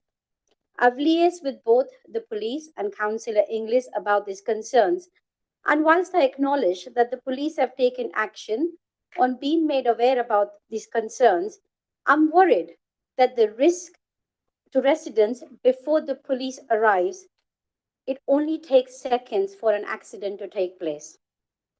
Car cruising poses a serious threat to public safety. These gatherings often involve high-speed racing, reckless stunts, and noise disturbances, and they have left communities anxious, frustrated, and in some tragic cases, grieving. Thankfully, there have been no fatalities or accidents in Edwalton. However, we cannot stand by and wait for the next injury or accident or fatality to occur on our streets and in our car parks. The risks are far too great, and the time for action is now. Car cruising poses a serious risk to public safety, both to participants and bystanders. Common risks include high-speed collisions. Racing often takes place on public roads, not designed for such speeds, increasing the likelihood of engine revving and tire screeching disrupt residential areas, affecting the quality of life.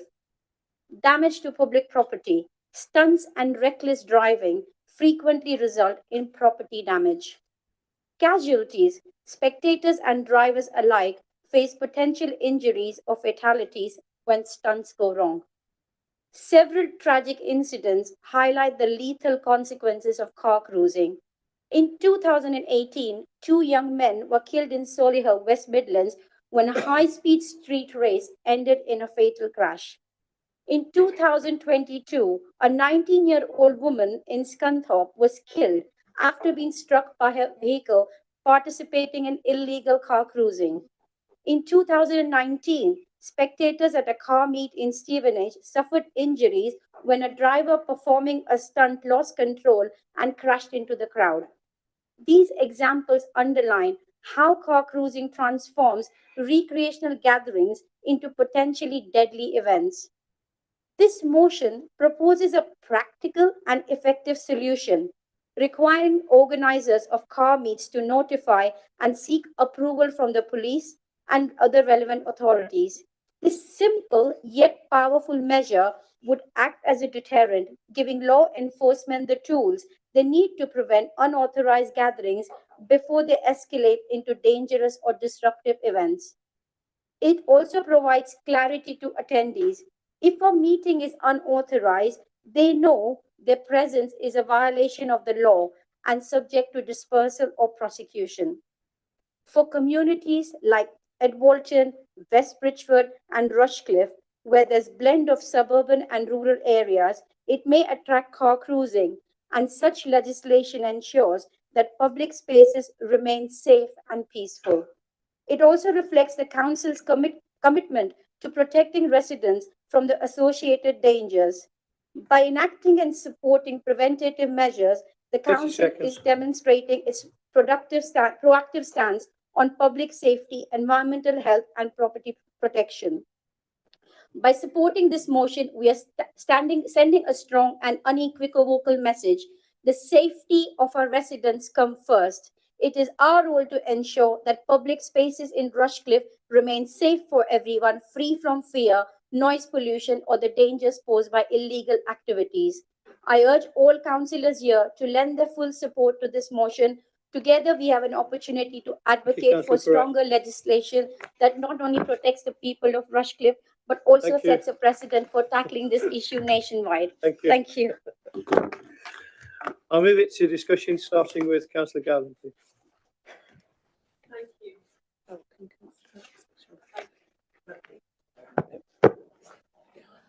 So, of course, these meets are dangerous and a nuisance. And in fact, where I was living last summer with the windows open, I could hear the one on the Collick Loop Road as I was trying to go to sleep. They're definitely a nuisance and they're dangerous to residents. And they're also dangerous to spectators and participants, as been widely explained in the last two talks. Of course, we should note that vastly more people are killed on the roads by drivers not at car meets. And I think the most dangerous thing that happens in my area are people just speeding down the road on a Saturday afternoon anyhow. But the point of this is about car meets, I accept.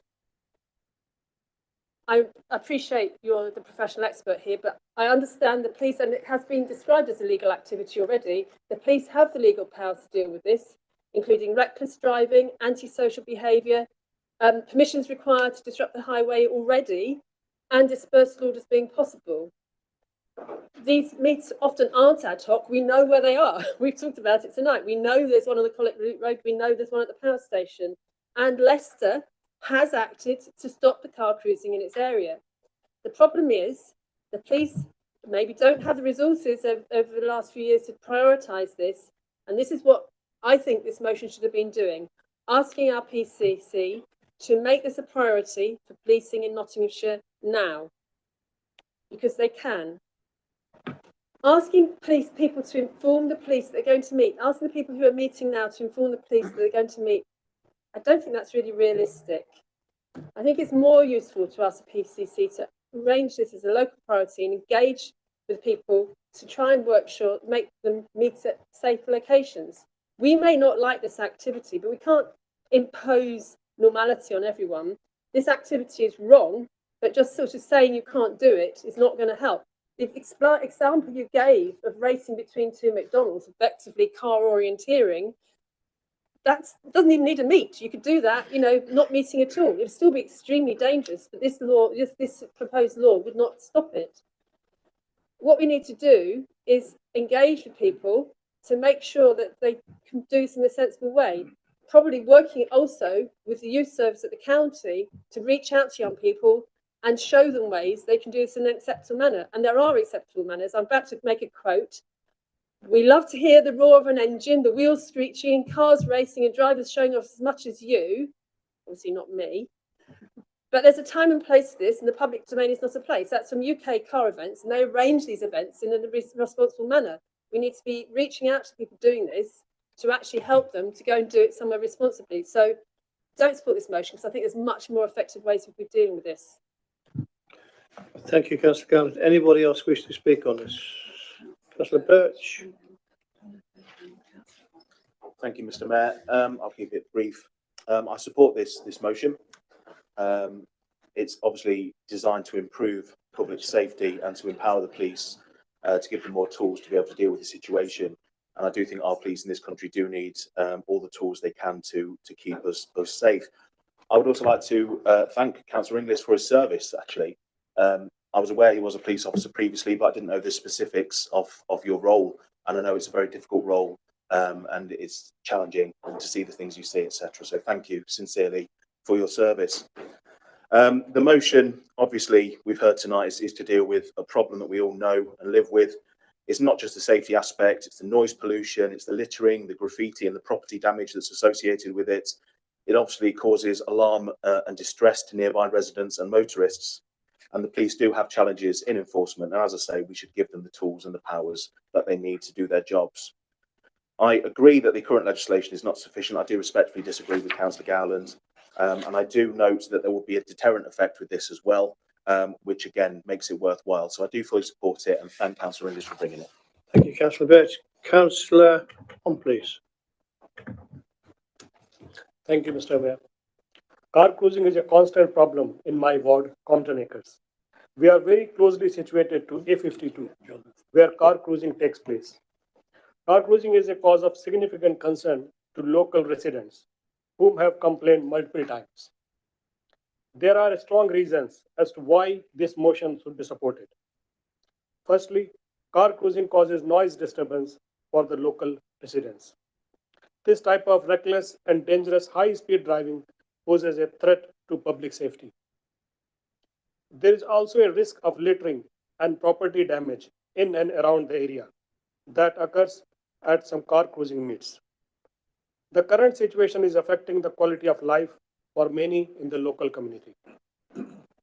Numerous residents, including myself, feel anxious and unsafe during these events. Addressing this issue would greatly enhance the sense of peace and security in our neighborhood.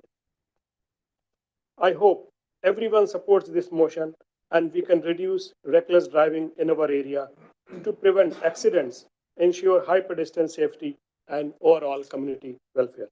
Thank you. Yes, Councillor Rom. Councillor Jonathan Wheeler, please. Yeah, thank you, Mr. Mayor. Just want to rise and support the motion. The car cruising affects the residents of Galveston, which myself and Councillor Verdi represent. A52 Links Bar is one of the hotspot roads between Bingham and Edwalton, so it's also well used by the people on there. McDonald's, other fast food chains are available. Challenge, and also cutting through Basingfield Village as well. In terms of the points being raised around police as a priority, I know it's one of their priorities, car cruising, having met with the police regarding it, and I do also know that there is a team have been set up across Nottinghamshire which will go follow the car cruisers, whether they are from the power station, whether they're Collick, whether they are Bingham, and go around. But from speaking to police, they do need more powers, and we've seen already where there have been councils who have introduced injunctions, they've been challenged legally, and there's been councils and PSPOs, but with the limited power, PSPO has not been effective in stopping the issue. So very much clear we do need the government to put in legislation which council and the police can adopt. And speaking to our police, I do know that they very much would welcome more resources to go into, well, obviously more powers to be able to deal with the issue. And I think also to the millions of viewers who've got watching on YouTube from across Rushcliffe, and when I spoke to police, what they very much keen on is to make sure people do report to 101 as soon as possible when car cruising happens. I've been on local Facebook groups where people will talk about it, and you come back after an hour out and you say, someone report it. Oh no, we haven't reported it. You ring up the police, no one's reported it, because again, everyone thinks they have or it's known. So as soon as the police know, they get to it and can tackle it. But if everyone can play their part in trying to do that, that would be of real help to the police. Thank you. Thanks, Councillor Wheeler. Councillor Palenza, please. Let me be clear. I don't feel a personal affinity for car enthusiasts. I don't drive a car. I don't know how to drive a car. I don't think I can drive even a bumper car. I don't share their passion for vehicle mechanics or design. Their world is very far detached for me and their core values. I'm in favor of public transportation as it ensures mobility for everyone, regardless of their ability to afford or drive a car. My journey into local politics began with a dream of a city designed for children, a city that takes children as its default citizens, and by extension become a city for everyone, the elderly, the disabled, the marginalized, an accessible city. Today, unfortunately, we live in neighborhoods and cities designed with a very different default, the strong able-bodied man. The car dominates our spaces, often treated as a principal citizen, and it engenders our health, aesthetics, and mobility. I do dream of a carless world inspired by the spirit of the words previously attributed to H.G. Councillor Wells. Palencia, could you speak to the motion, please? Yes, I will come to that. So, however, coming from that political, I wanted to frame a political perspective to make sure I'm not a car cruiser, I'm not a car enthusiastic, I'm not so. However, coming from this political perspective does not mean that I endorse blanket punitive measures or preemptive actions such as triggering antisocial behavior acts for peaceful car meets. Criminalizing what we don't agree with or feel uncomfortable with is not the answer, and it can be very counterproductive. And yes, I do take road safety very seriously. It has been mentioned before, and there is a wide ranging of car meets varying in size and location. For many young people, these meets are all about community, maybe a misplaced sense of camaraderie that we cannot associate with, but it's a shared love of vehicles and behind, and they can provide a social outlet for those who might otherwise be excluded. That I agree should be exercised safely. Certainly, we definitely should address legitimate concerns about safety and public nuisance. Racing burnouts and drifting on public roads are illegal, and laws already exist to tackle such behavior. Local authorities have tools such as public space protection order to address noise and disruptions. I think these laws are sufficient if enforced fairly and consistently. Prosecution and dispersal and preemptive and social behavior acts can be blunt instruments. It can risk stigmatizing young people. By defaulting to punitive measures, we can alienate communities and escalate tensions rather than addressing the root causes of conflict. We must differentiate certainly between reckless, dangerous activities and peaceful organized gathering. Treating all car enthusiasts as nuances overlook the potential for collaboration. Instead of blanket ban, let's assess the situation on a case-by-case basis, ensuring the safety of both participants and the public. Rather than criminalizing car meets, let's engage with enthusiasts to try to find common goals. Partner with enthusiasts to promote safe driving practices, fostering a culture of responsibility. Bring together residents, car enthusiasts, and local authorities to co-create policies that balance everyone's needs. It would be ideal for the council to identify suitable locations for car meets away from residential areas, but with the infrastructure needed for safety and organization. I agree that public spaces should be inclusive, well-maintained, and welcoming for all. Instead of relying on punitive measures to regulate these spaces, let's invest in fostering connections, dialogue, and mutual respect. When young people feel heard and respected, they are more likely to contribute positively to their communities. Let's reject the reflex to punish and instead embrace the opportunity to partner. Together, we can protect our public spaces while empowering our communities to flourish. Thank you, Councillor Palencia. Councillor Phil Matthews.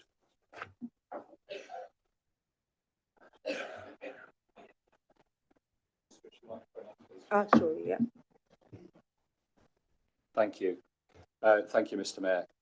For me, this motion is a really simple one.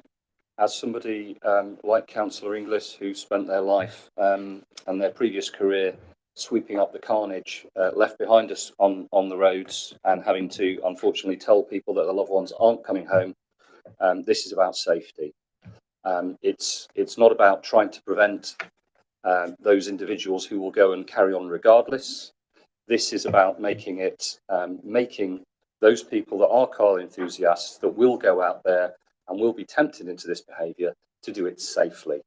That's all it is. It's about asking the Home Office and the government of the day to actually look at this issue and try and put the onus on those people that organise these events to do it in a safe and responsible manner.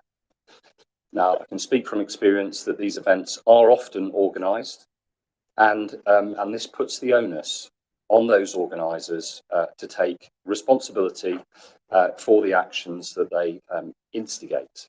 And that's all we're trying to do with this motion, is to make those people think twice before they act irresponsibly and encourage others to act irresponsibly and endanger our communities. It's a really simple issue.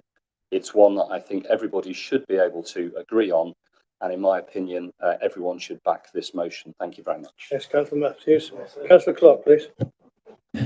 Thank you, Mr. Mayor. Yeah, Councillor Matthews was spot on there. It is community safety. I'm just looking at the wording of the motion, and I hope we can persuade Councillor Gowland to actually come round to supporting this, because it's about asking the government to instigate new legislation. And we all know that when you start instigating new legislation, lots of debates, lots of discussions take place, and it never ends up being exactly as it started. Lots of changes take place. So, as Councillor Inglis said at the outset of this debate, it isn't being raised anywhere at the moment. So this is the start of that debate to persuade the government to act and to instigate the legislation. And as I say, I've no doubt that things will get nuanced and changed, but the thrust of this is absolutely clear. The police have said, you know, they monitor social media, they hear, and you hear people, they've cited to me, oh yes, there are people in Lancashire who are going to come down and meet on the A453. So it's broadcast on social media. I know there are lots of different types of meets, but that's just one example. They meet on trunk roads, but they also meet on other classified roads as well. For instance, the Old Foss Way is another location that they have used. So there's lots of different locations, lots of different scenarios. And Councillor Parrick mentioned, thankfully, as far as we know, nobody's actually lost their life, but I know I get irregular phone calls from people who know me from different parts of the borough saying, what's going on about all this noisy racing cars? What are you doing about it? And so the problem is actually catching them when they are acting in this way. And unfortunately, probably about a year or so ago or earlier this year, they were having a meet of some sort up the A52 between Wheatcroft and Nottingham Knight, and the car embedded itself in the roundabout at the Nottingham Knight. I believe they ended up in hospital, but thankfully they recovered. But it's about not just protecting other people's lives, it's protecting those participants' lives as well and encouraging them to become responsible. So this is the start. We need to get MPs to get behind this and support it so that we can get a sponsor from an MP to actually progress this and get some legislation in place. Thank you, Mr. Mayor. Councillor Clark. Councillor Richard Melander. Thank you, Mr. Mayor. Yeah, it's an interesting one, isn't it? I think I'd be happier if it said investigates rather than instigates. But yeah, this would be the start of a process of looking at legislation and seeing where there are gaps. I think that, you know, in many cases, it's been very interesting listening to people on all sides of this. There is definitely a problem. There are places where people go and have car meets and they're very legitimate, and people will quite happily drive sedately into a farmer's field where they've got all the permission and there's a nice block of toilets there, and they'll park up their cars, whatever they be, in 1915, they'll have a walk around. That's some people's idea of a car meet, and others is basically fast and furious. And they are never going to take any notice of this. They won't take notice of any laws because it's fun. Because that's what they do. Well, they get out there and have some fun and sort of drive around and all that kind of stuff. And that's not going to make any legislation, I think, would make no difference to people who are kind of have that mindset. That said, there is clearly a problem with illegal gatherings, noise, people driving dangerously, without due care and attention. It sounds to me like there's a whole raft of legislation already out there that can deal with the problem car meets, with the problem car cruising. I don't know enough about it, I must admit, to say whether that can be covered by, everything that's in here can be covered by the existing legislation, or maybe we need to look at it a bit further. Possibly we do. I'm in two minds about this one, as I'm thinking about whether it's the right way to approach it or not at the moment, because I'm minded to sort of be concerned that we do have reports about issues and car speeding and so on, and we don't want to condone that, certainly. But also, I'm concerned about this particular wording of this motion here, which does seem to make proposals which I don't really think would address the nub of a lot of the problems behind this.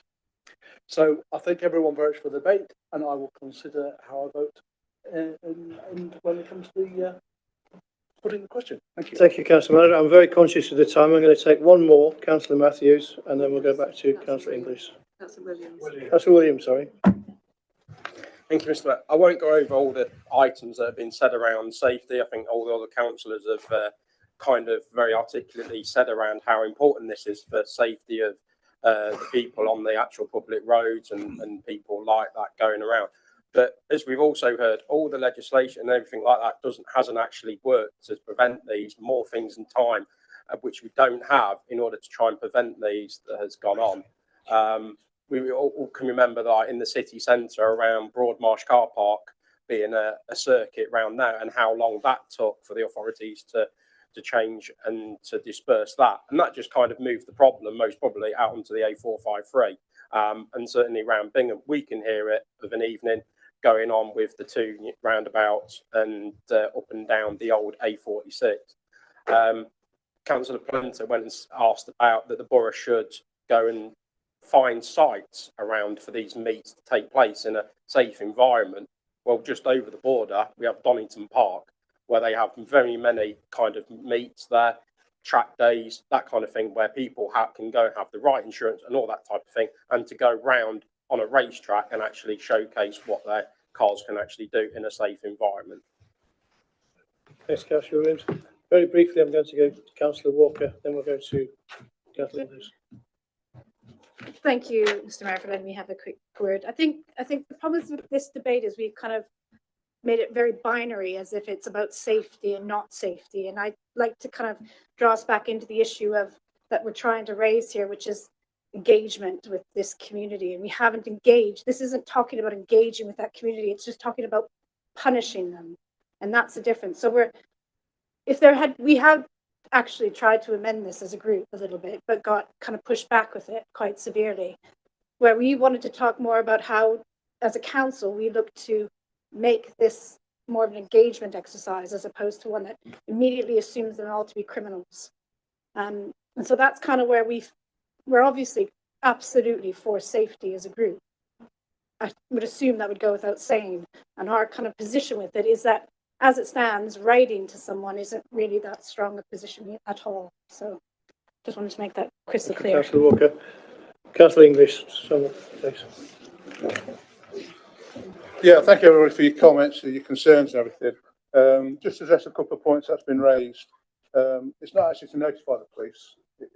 It's to get landowners' permission before an event. You mentioned sort of responsible organisations. They do that. They have everything in place, like used to be Max Power and MFN. They used to have a big venue. They had everything in place for it.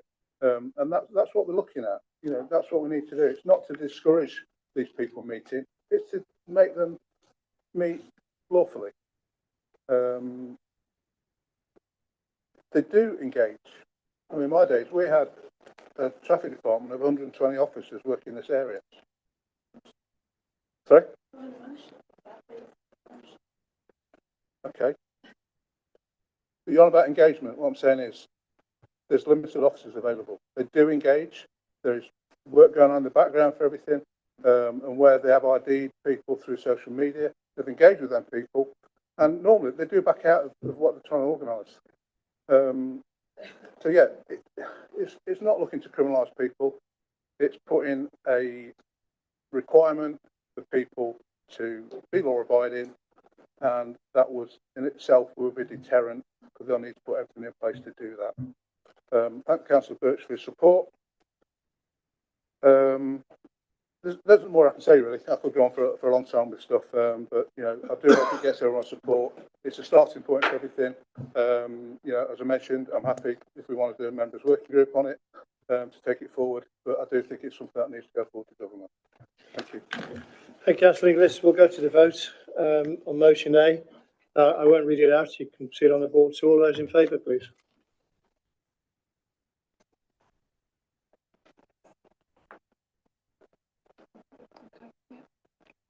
Okay, all those against?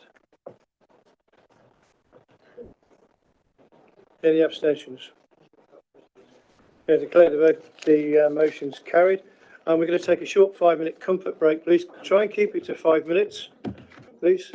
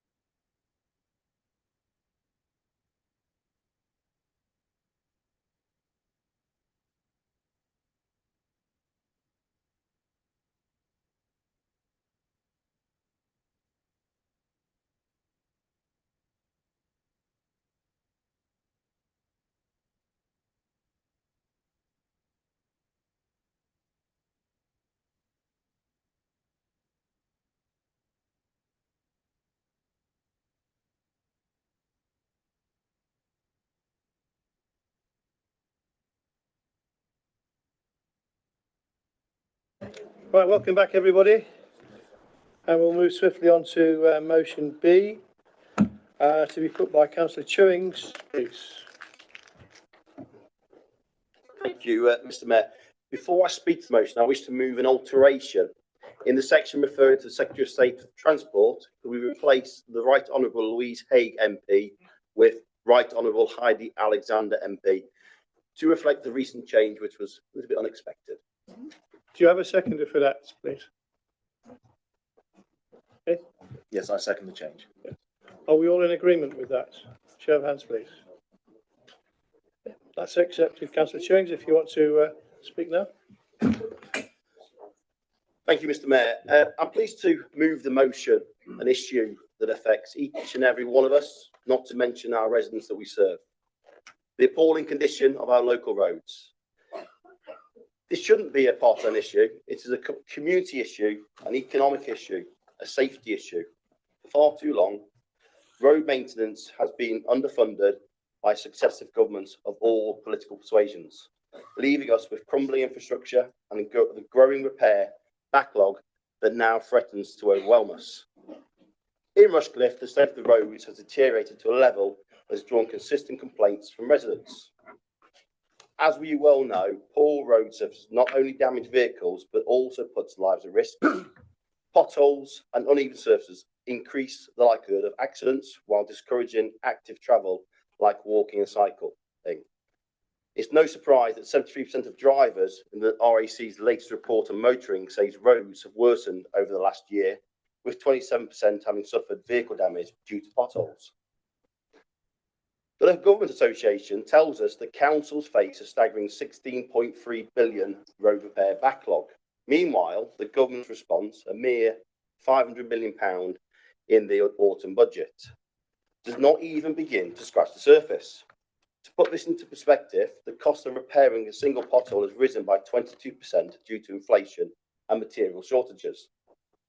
Councils across the country, including Nottinghamshire County Council, are left trying to do more with less, while roads continue to crumble beneath our feet.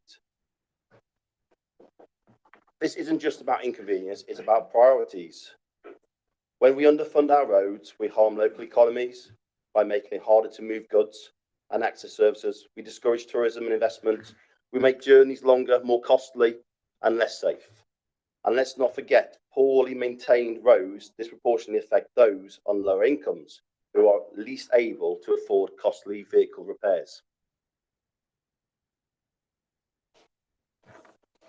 So, this motion calls for decisive action. It resolves to write to MPs asking them to lobby government for urgent funding required to address the crisis.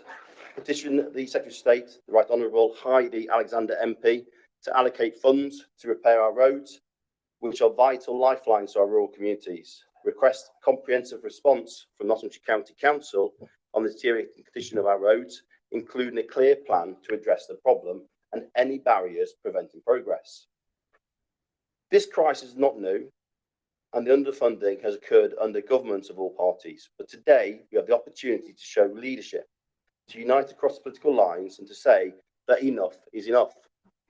Our roads are not just a local issue, they're a national disgrace, and it is time for Westminster to step up and take notice.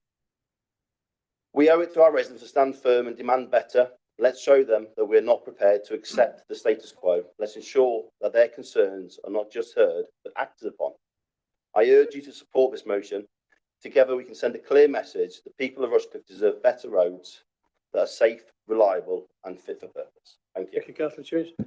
Councillor Birch.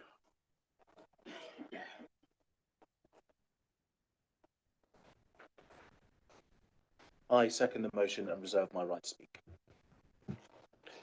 Thank you. I'll open it up for discussion. Councillor Clock first, please. Thank you, Mr. Mayor. Probably for the sake of openness and transparency, lest anybody didn't know, I should also say that I have a dual role. I'm also Cabinet Portfolio Holder on the Nottinghamshire County Council for Transport and Environment, which obviously includes highways, but that doesn't preclude me from talking to this motion. And I have to say, a good deal of the motion I agree with. Councillor Chewings is absolutely spot on. That roads have been underfunded by governments of all colours for generations, or for a long time anyway. And he's... Sorry, did I say something wrong? Oh. Right. Yeah, and he's talked about the 16.3 billion pounds and the pittance that the 500 million pounds, and he's quite right. It will only scratch the no pun intended, scratch the road surface. Much of this I agree with, and it's quite right that we need to make sure that our MPs are on the case, again, no matter which political colour they are. I am going to propose an amendment, though, Mr. Mayor, and I don't know if we've got that somewhere to hand. It only changes some of the meaning of the motion. It doesn't change a lot of it. So number one would stay the same. Number two, obviously at the time it had Louise Haigh in it, so we just deleted that. I'm ambivalent as to whether we keep Heidi Alexander in or whether we just delete a name. It might change again fairly soon, who knows? You know, we sometimes we thought about the previous government keeping up. Well, same thing's happening with this government. So maybe just say right to the Secretary of State, which is why we've deleted the name. But the crux of it comes when the original motion starts making incorrect statements, because it talks about the deteriorating condition of roads within Rushcliffe. That is not true, because more money is now being invested in the county, and in fact, the condition of roads is improving, and indeed, pretty close to Councillor Chewing's ward on Strugglethorpe Road near the crematorium. The road was completely resurfaced. Even in Cockgrove, Hollygate Lane, the road was resurfaced. There are many other examples of new road repairs. I'm not going to claim for a second that the roads are perfect, because clearly they're not. There are always potholes appearing, but they are not as numerous as they were. So that is just an incorrect statement. Therefore, I am proposing an amendment that we write to the County Council to ask for an update on their progress on delivering improvements in line with their Highways Improvement Plan, because as a result of a Highways review, an improvement plan was put in place.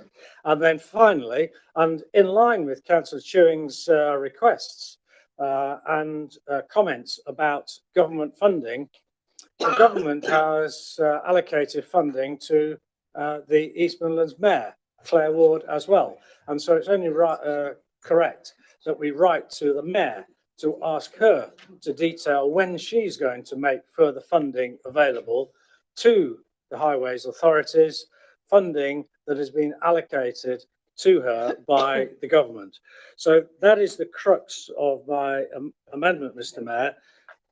It makes clear, and it emphasises actually the points that Councillor Chewing's made about the lack of funding. And this is really pushing the point that we need to concentrate on even more funding. And that's the only way that this situation is going to be solved. The County Council has increased funding substantially. We are hoping that we are still going to get more from the Mayor, but we are still waiting. So, in essence, I propose this amendment, Mr. Mayor, and I hope that everybody will support it, because it is actually, as I say, supporting the thrust of what Councillor Chewing is saying, but Time I'm up, correcting Councillor Clark. the detail. I'm making sure that the detail is there and giving a true picture. Thank you, Councillor Mr. Mayor. Clark. Do you have a seconder? Councillor Williams. Yes, thank you. Yes, I'd like to second this amendment to the motion, where in Rushcliffe we have been having some form of investment in the roads. Only in Bingham we've had a major junction resurfaced outside the White Line and along Long Acre, where that was deteriorating, and there has also been ongoing investment of side streets, residential streets, most recently on the Tree Estate and that. So there is some bits, but do understand that there is more that can be done. Like this. Thank you. Thank you. Councillor Chewings, do you accept the amendment, please? Thank you, Mr. Mayor. Do take issue with Councillor Clark saying there's some issues of accuracy. I think the original motion is accurate. However, to move things along, I'd be happy to accept the amendment and keep the motion as my own. Thank you. Okay. So then we're just going to. And we'll continue the discussion on the amended motion. And Could I just clarify? I was just wondering how, when you've got a motion of 9 lines, 4.5 of them, well, 5 of them remain intact, and now it's a 12-line motion, how that is considered to still resemble the original motion. I find that quite remarkable, because I attempted to do a similar thing to another motion and it was struck outright. So just for my own clarity, I just want to understand how that does not constitute a complete rewriting of that motion, basically. That's all. Is that okay to ask? Yeah. Thank you, Councillor Gaunt. Happy to address that point. Apologies, happy to address that point. So an amendment can be accepted if it deletes or adds words from the original motion. Where it would become unacceptable is where it negates the original motion, so would have the effect of essentially voting against it. This motion has been considered, and it was considered on balance that it doesn't negate the original motion. It is still requiring action in respect of the MPs, calling on the Secretary of State for action, and also writing to the County Council for their response in respect of their plan for improvements to the highway, with then the addition of the writing to the local mayor as well for funding. So on balance, it was considered that this did not negate. thank you. Councillor Calvert, please. So I believe I'm speaking to this motion now, the amendment. Okay, so I'll try and juggle the two things I was going to say. Well, let's take point 1 first of all. I'd just like to say that whilst we would not want to discourage anyone from contacting their elected representatives about potholes, there should be some degree of realism regarding the current Labour government's priorities, bearing in mind the dire state of the nation's finances, which it inherited. In looking at number 2, point 2 on the new motion, about writing to the Secretary of State, my point I was going to make here is that it's well known that it's a revolving door into the Department of Transport, with very few Secretaries of State lasting more than a year. Now we've already discovered we're not going to write to Louise Hay, but I would suggest that if you're writing to Heidi Alexander, you do it pretty quickly. I think that was the point you were making as well. Peter? Calvert knows something we don't. Who knows? Okay, on the third point in the motion, it says about writing to Nottinghamshire County Council. When our council leader writes to the new leader of the county council, I expect the recipient will immediately forward it to the relevant portfolio holder. And this conjures up in my mind a sort of Dorian Gray style mirror scenario. What should I do with this letter, he will ask his reflection. Why, it is simple. Just leave it in the do nothing tray until the 1st of May next year, when it will be someone else's problem. We'll see. That's all I have to say. Thank you. Thank you, Councillor. Councillor Thomas, please.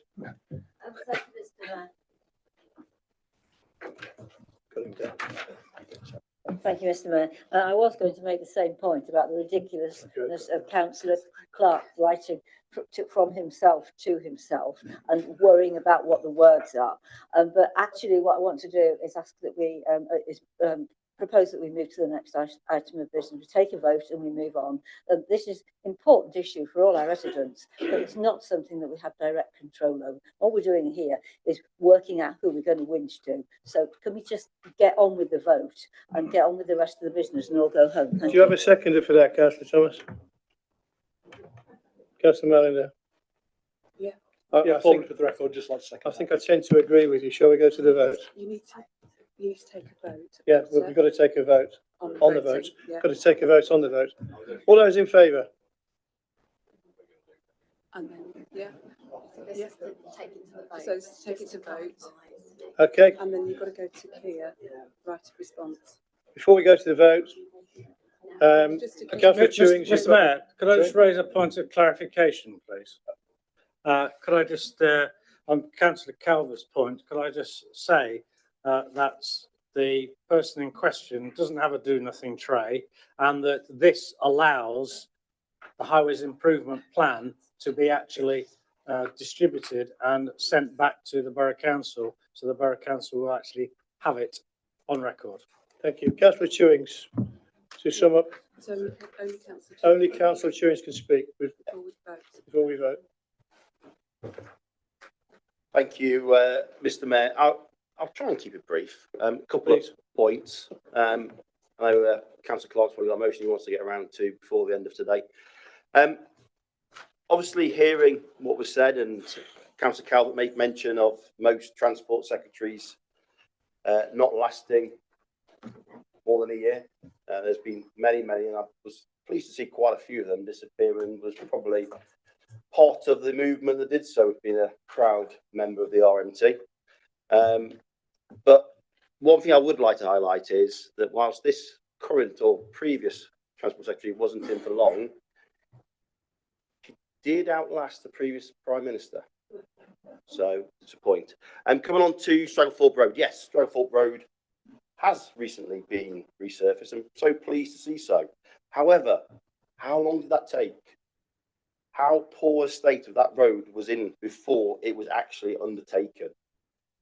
It wasn't even a road. It was a dirt track. That was the state it ended up in, and is evidence of why we need urgent action on our roads.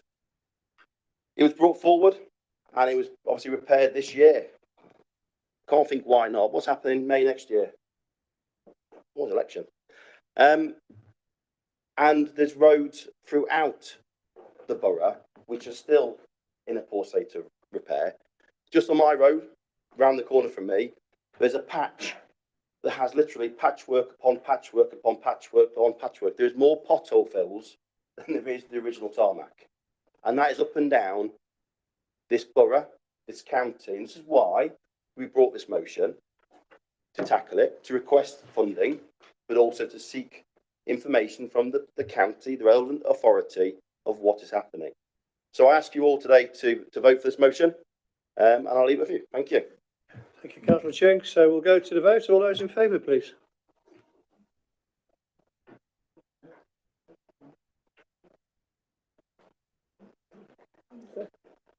Unanimous.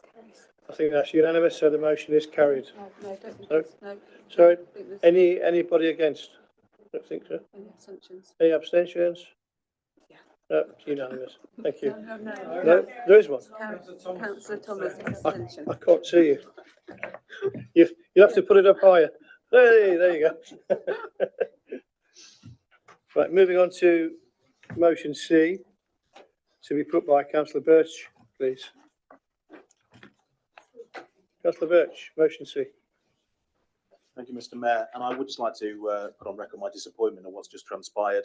It's a fair motion. It's the number one issue we get asked about by residents, and it would have been good to discuss it for the benefit of our residents and to expose the failings of the Conservatives. But back to this motion, motion C. I'm delighted to bring this motion this evening to advocate for farmers here in Rushcliffe and across the country. In recent months, we have heard some unlettered nonsense from the government and others who seem to have a total lack of understanding of farming and small business. I want to stand up tonight and say to farmers a great big fat thank you. Thank you for your hard work. Thank you for your expertise.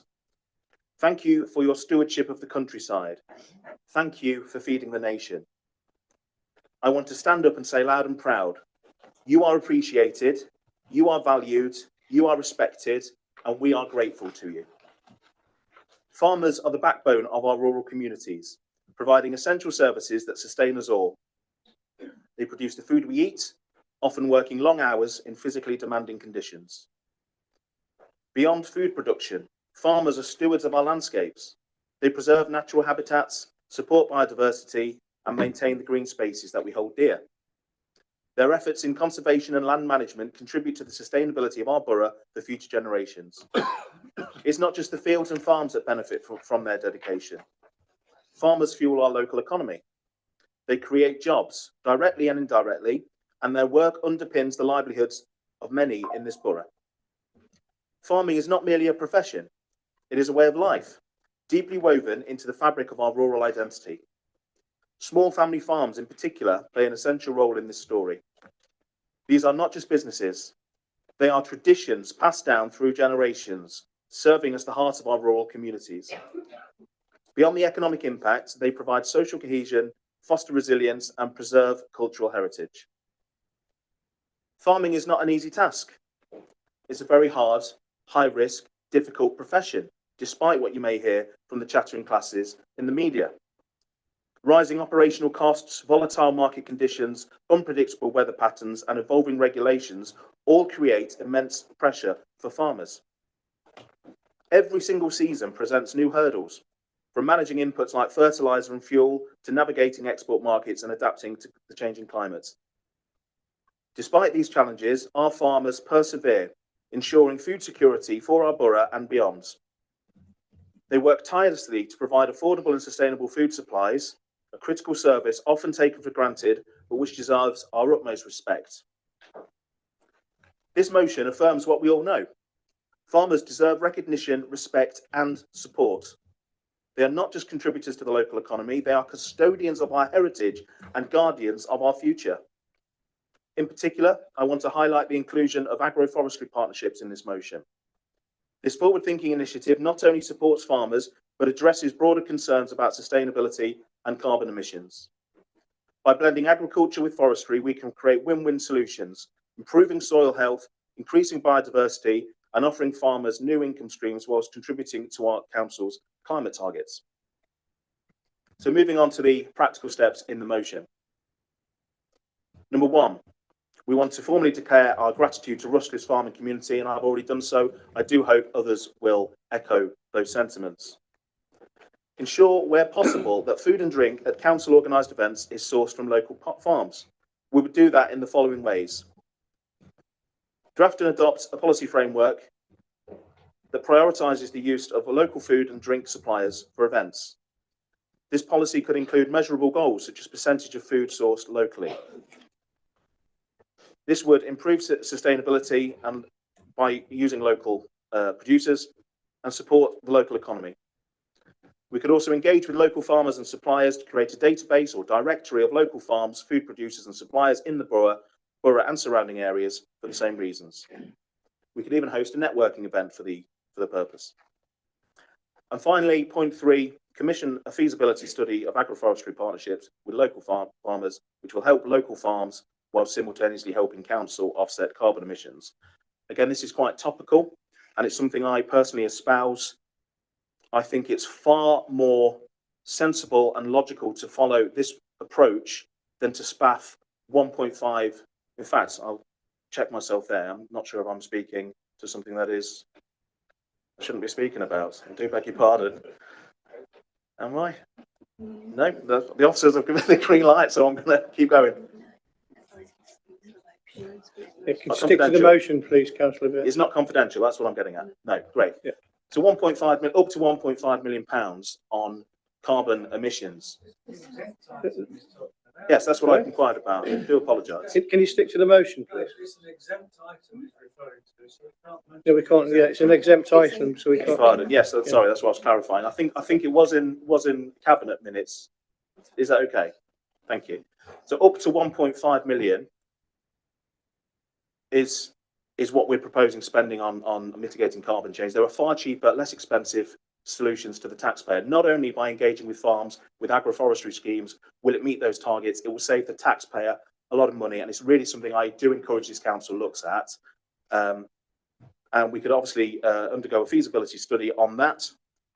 So, ladies and gentlemen, as we vote on this motion, let us remember that supporting our farmers is not just an investment in their well-being, it's an investment in our own. Their success ensures our access to quality food, a thriving local economy, and a preserved natural environment.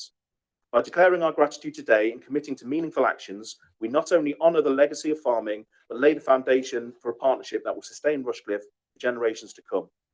Let us vote in favour of this motion and send a clear message to farmers. Rushcliffe stands with you. Thank you. Thank you, Councillor Birch. Do you have a seconder, please? Councillor Chewings. Yes, I second the motion and reserve the right to speak. Thank you. We'll open it up for discussion. And Councillor Brennan to lead, please. Thank you, Mr. Mayor. Well, until the last couple of minutes, I would have said, and quite rarely, that we do agree with almost everything that you've said in your preamble and your motion. We agree that farmers make a vital contribution to the borough. The production of food, the stewardship of the countryside is fundamental to our quality of life, our economy, our rural communities, and our national resilience. We also recognise that farmers face significant challenges right now, which you talked about. Climate change, input costs, such as proposed new fertiliser taxes, capital costs, new regulations, and a myriad of other pressures are impacting on the viability of many farms. Inheritance tax on all but the smallest family farms, the average annual income of which, by the way, is around about 45 grand a year, will force many to be sold off completely or in part, potentially rendering them financially unviable. And we will address this in our next motion if we get to it, which hopefully we will. On point 1 of this motion, we are, of course, happy to stand with you to make clear that we're enormously grateful for the hard work and contribution farmers make to our lives, to food production, countryside stewardship and conservation. On point 2, the council always seeks to use local caterers for any food and drink required at council organised meetings or events. In addition to ensuring good value for money, the council also already encourages these caterers to source their food and drink from local suppliers wherever possible, which will, of course, include local farmers. And we're very happy to strengthen that messaging. I heard some of your suggestions, and perhaps we can consider those with the officers when they look at contracting for local suppliers. On point 3, agroforestry. Well, as Councillor Birch has described, agroforestry is a land management approach that combines trees and shrubs with crops and livestock farming systems. It can deliver a multitude of benefits, both for the farm and for the natural environment. We already encourage farmers to consider such approaches, as is reflected in theme 2 of our carbon offsetting framework, where we make clear that we will seek to develop programmes to work with farmers, landowners, third sector providers and others to deliver nature-based carbon sequestration on land in Rushcliffe, aiming to increase overall woodland cover in the borough from the current 5.4% to 12% by 2050. The plan also includes an action to investigate natural climate solutions for Rushcliffe in line with our nature conservation strategy in partnership with landowners and managers, which includes the planting of trees and woodlands. There's also support from the government and organisations such as the Woodland Trust to help farmers adapt these methods. And we've also delivered a number of well-attended rural forums with farmers, landowners, the police, the NFU, the Farming Community Network and others. We're working with Nottinghamshire County Council's Greenwood team, exploring the potential for new woodland at Normanton on Soar, and more broadly working with the Woodland Trust to look at ways of promoting their woodland and tree planting schemes. All of this is vitally important to our farming resilience, biodiversity, ecology and the natural environment.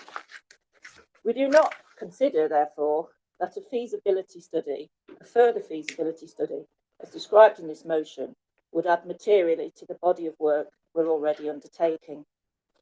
Importantly, this motion also makes reference to agroforestry helping the council to offset its own carbon emissions. And I won't discuss the reference to spaffing resources, but I would recognise that this would not add to the wider borough target. Entering into partnerships with other landowners would not contribute to the Borough Council's corporate targets. It's important to note that in order for any offsetting tree planting to count towards the Council's own 2030 target, the land must be in Council ownership or on a very long lease. Do you wish to make a point of order, Councillor? Can I just clarify, point of clarification, that we would be dragging more carbon out of the atmosphere because it doesn't sit in a box, can't tick that box. It's not meeting the corporate targets, although in practice it would actually be the target of what we're trying to do, which is make it extract carbon from the atmosphere.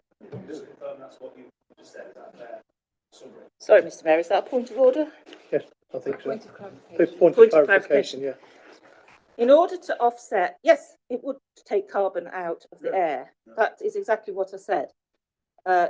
It would help the council to offset its borough's carbon emissions, but not the council's corporate carbon emissions. We can only offset our own carbon emissions by planting on land that we own or that was on a significant long lease.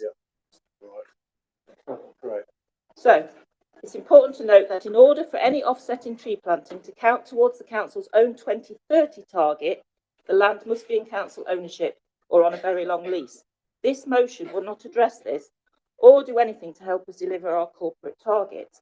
We have made this clear on a number of occasions, Mr. Mayor, and we continue to explore separate options to achieve these. We are therefore proposing the following amendments to the motion. 30 seconds. Okay, well, I won't read it then. So point 1 is just added to, point 2 remains the same.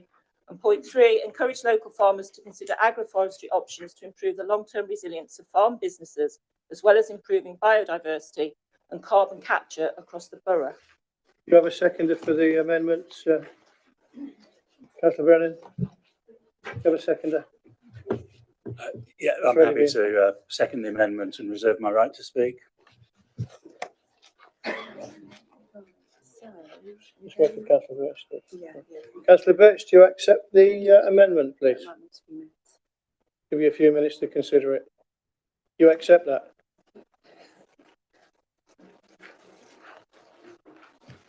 I'm disappointed that item 3 has been watered down, but I will accept the amendment. Thank you. So that becomes now the substantive motion, which we will move and open it up for discussion. Councillor Mallender? No, Councillor Polenta?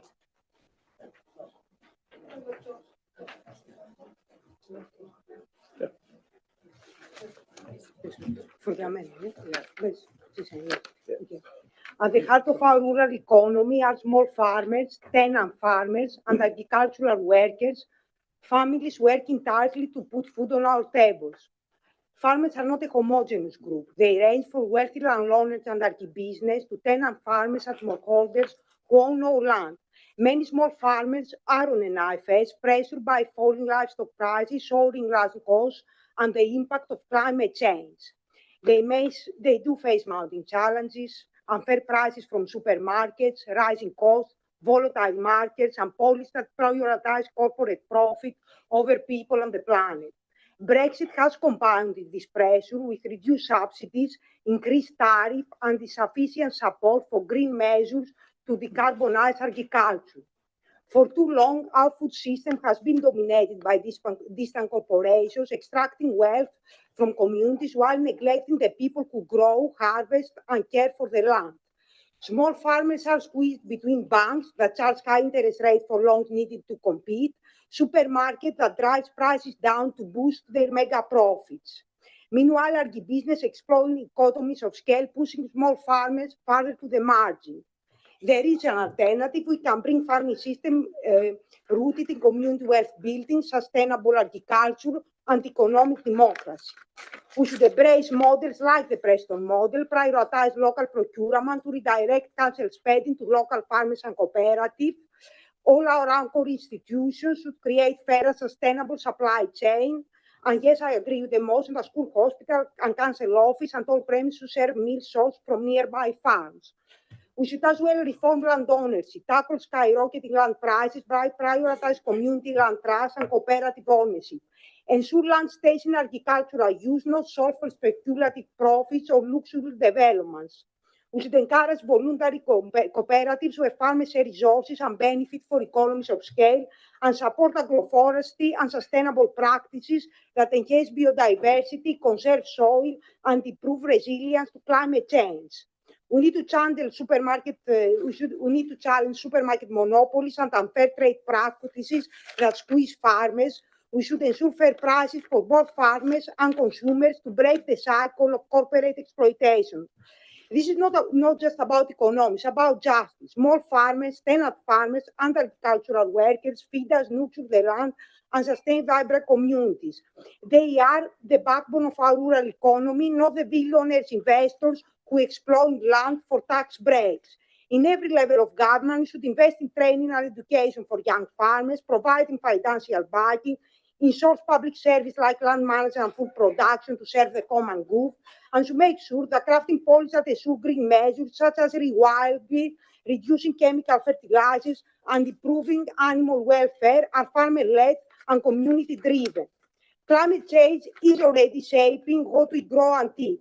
If we don't act now, fresh, locally grown food will become a luxury few can afford. Supporting small farms is not... Point of order. Yeah. Point of order, Councillor Spencer. Yeah. Councillor Matthews. Oh, sorry. Thank you, Mr. Mayor. I failed to see what the relevance of the speech is, but that might be me because I can only understand about every 10th word. I'm finding it really difficult to understand what's actually been debated, but it does actually sound like it's nothing to do with the motion. So could we move to the vote? So just remind. Point of order. That's absolutely out of order and rude. That's utterly rude. I think you should apologise. Councillor Birch, sit down, please. So just. I have to be, I would like now to put a point. Speaking to the motion. Yes. Thank you.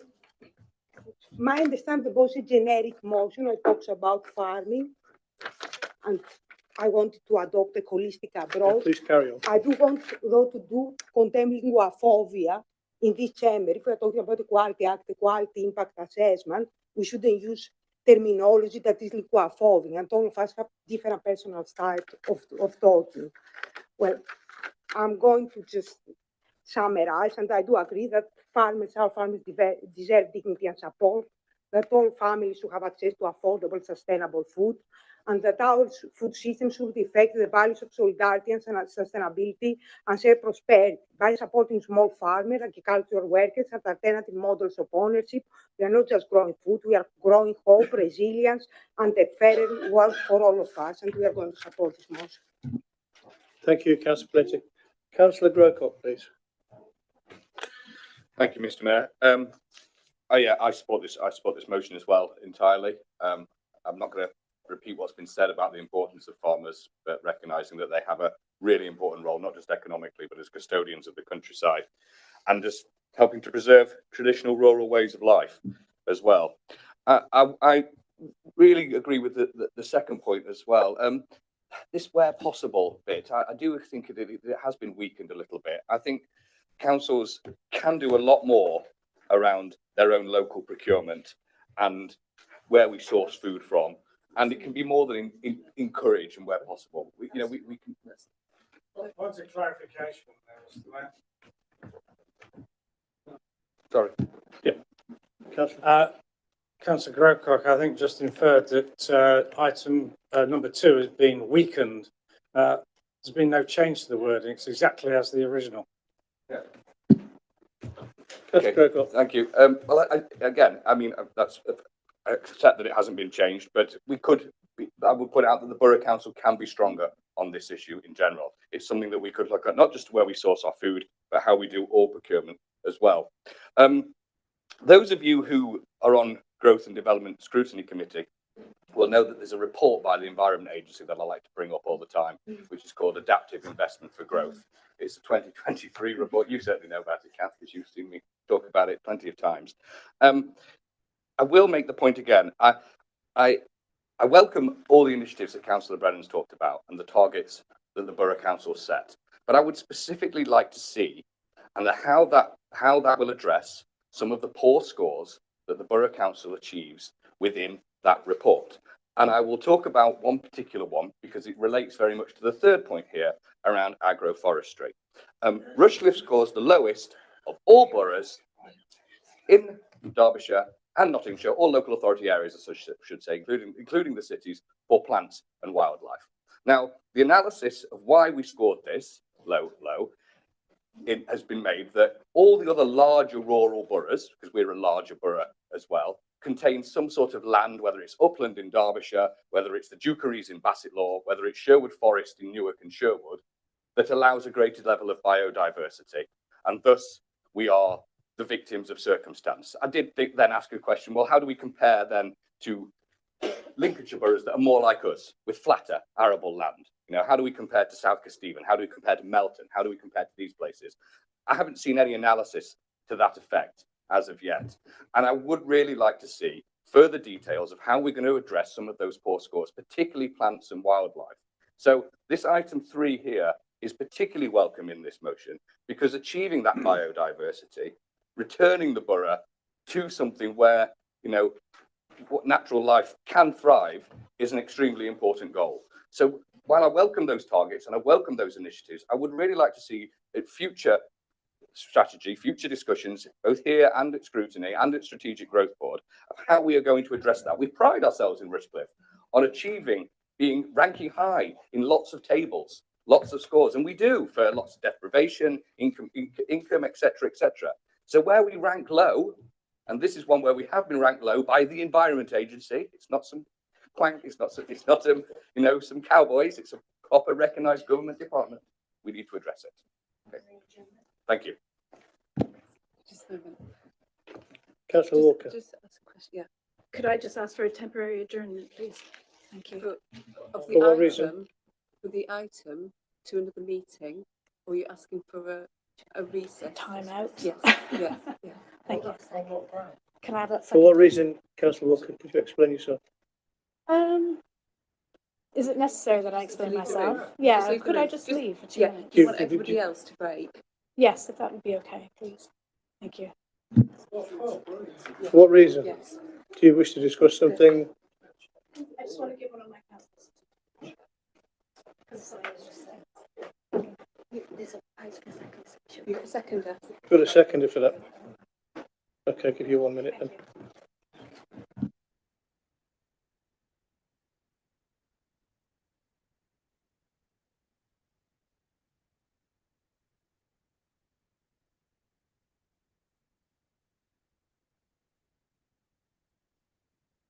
Birch, please. No, just for 1 minute, just to allow. Just, After the meeting, please. Yeah. just a moment.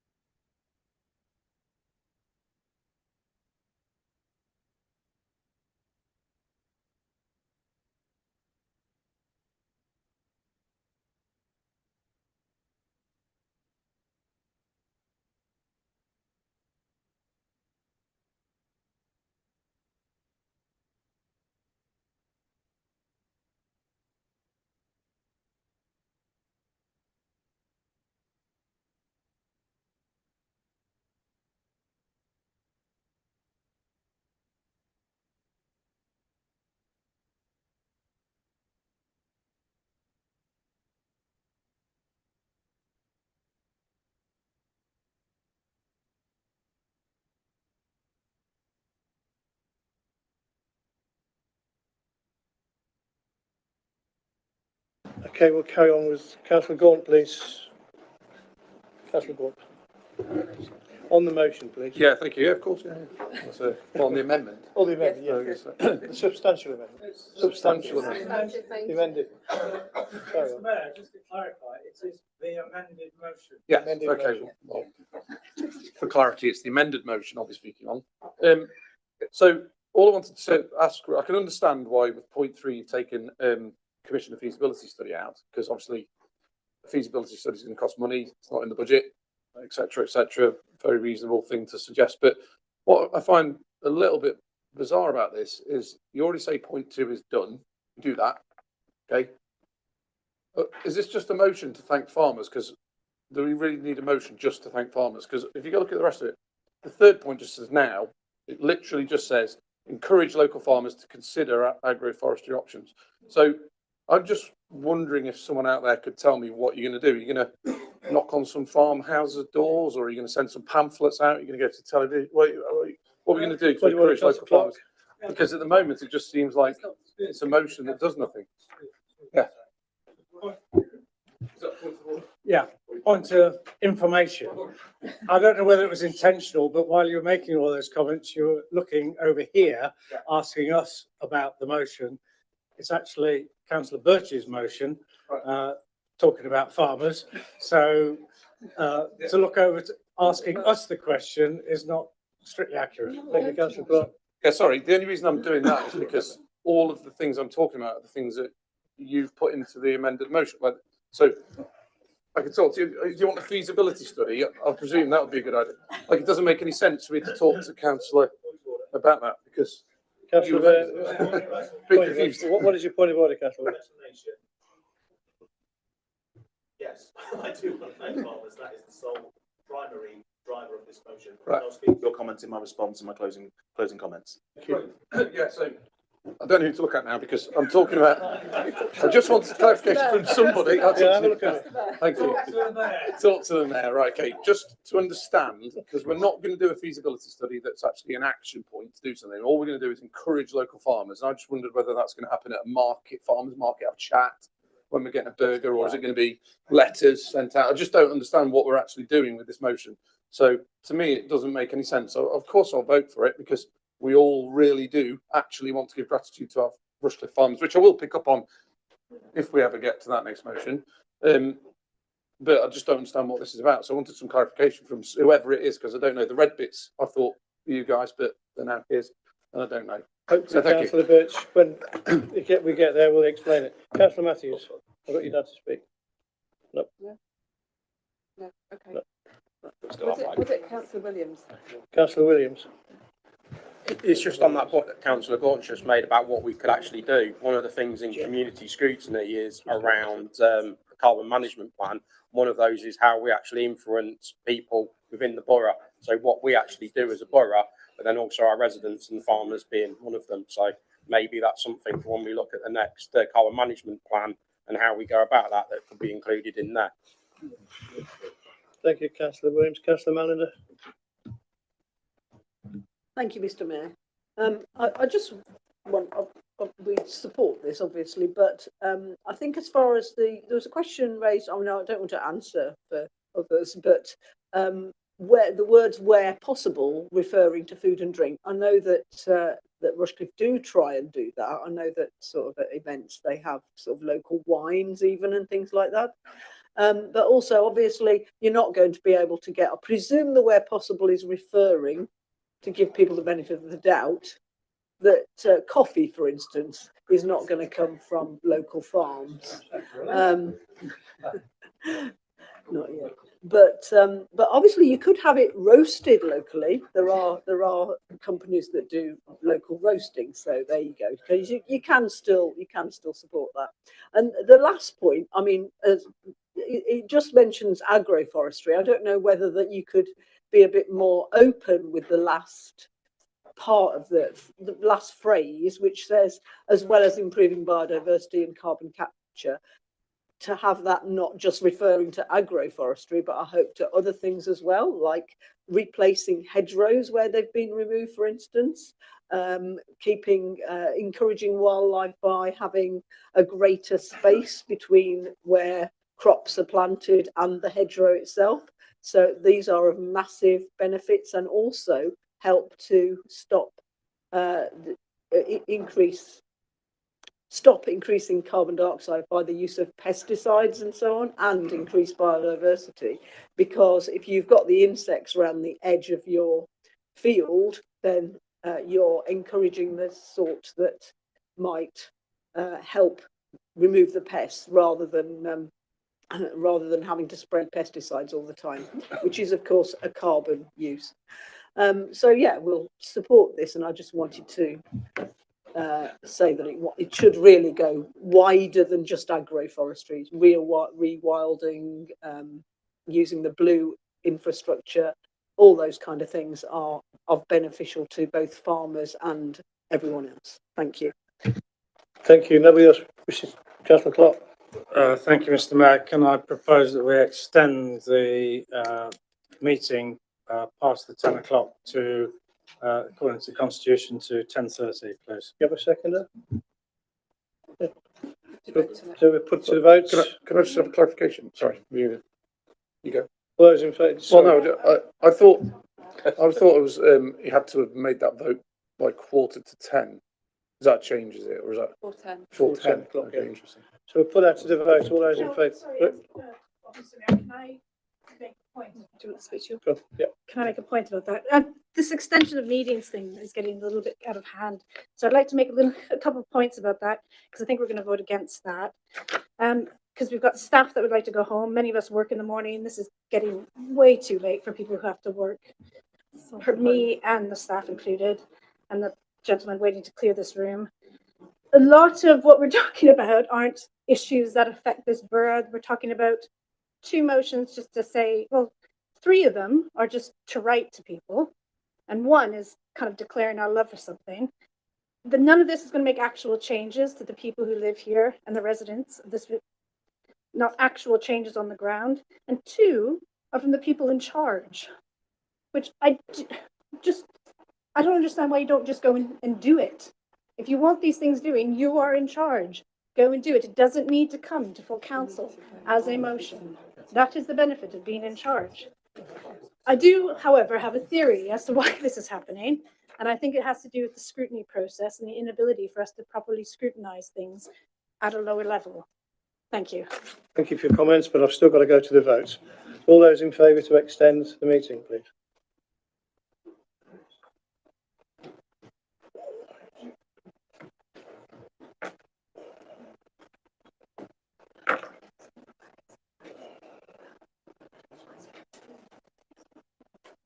Okay, all those against?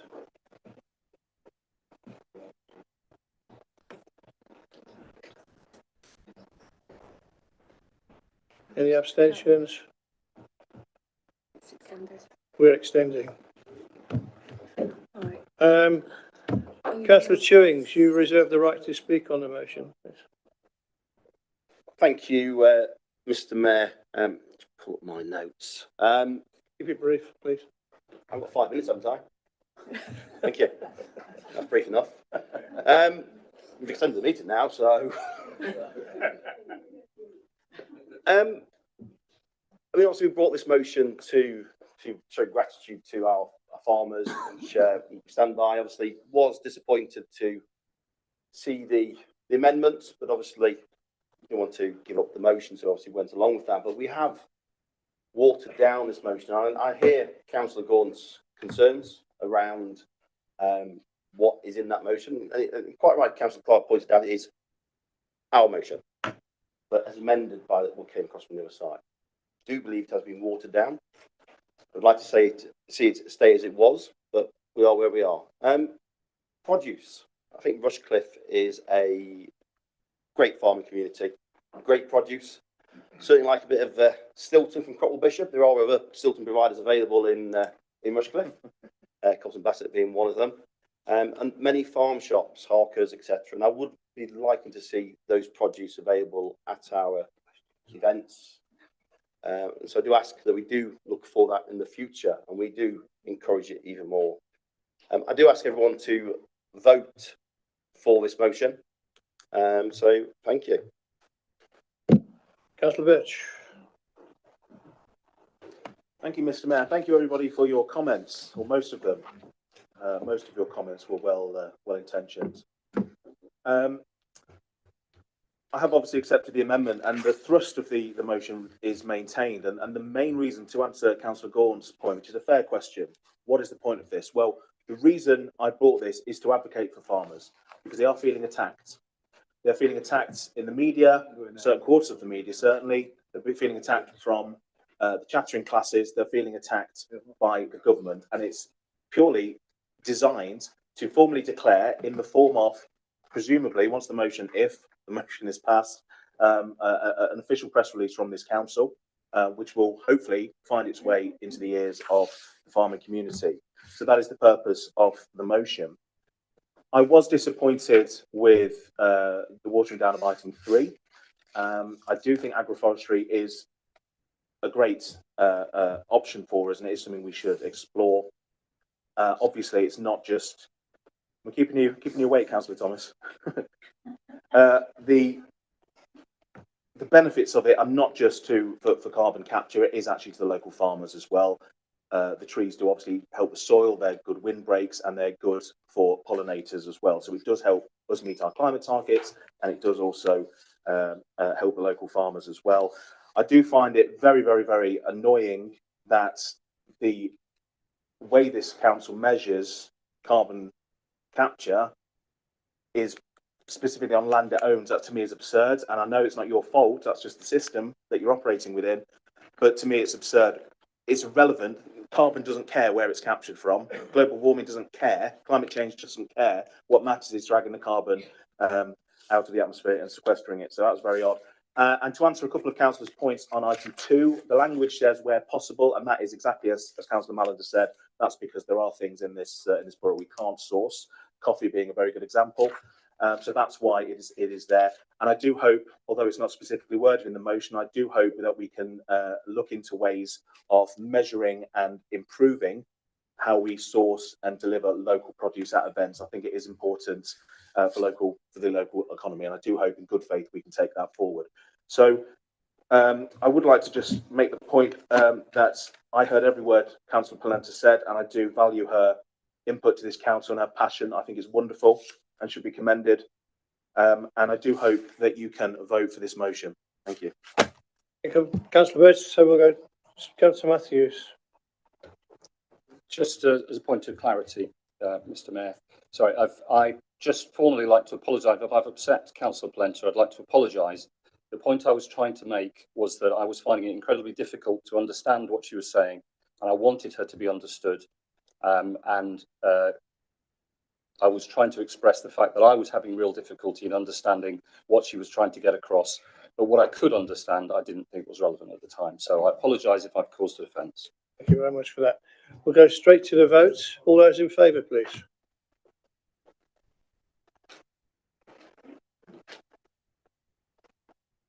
I think that's unanimous.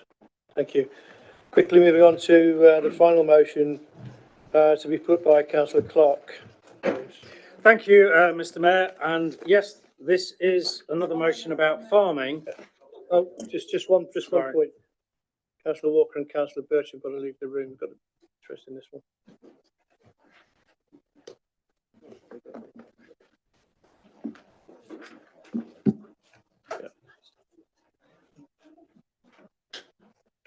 Thank you. It's a point of order or clarification, really. A few council meetings ago, I had a motion that was due to be heard. It got to about 10 to 10, and the mayor declared that it was unlikely to be heard by the time of cut-off of 10:30, and I was asked to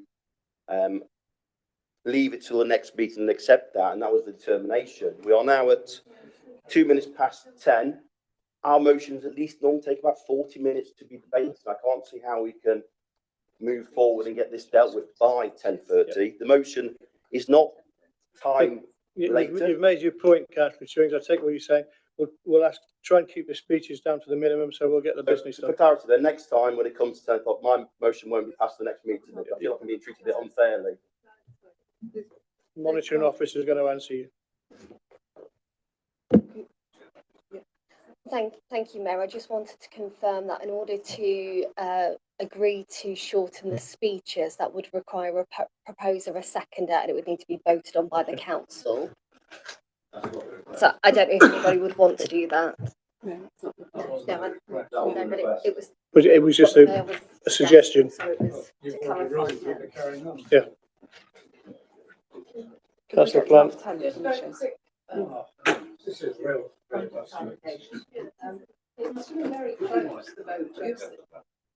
Must have been very close, the vote to extend the meeting or not to. And Councillor Walker's just left. So he must have voted to actually extend the meeting. Now he's buggered off. Is that appropriate?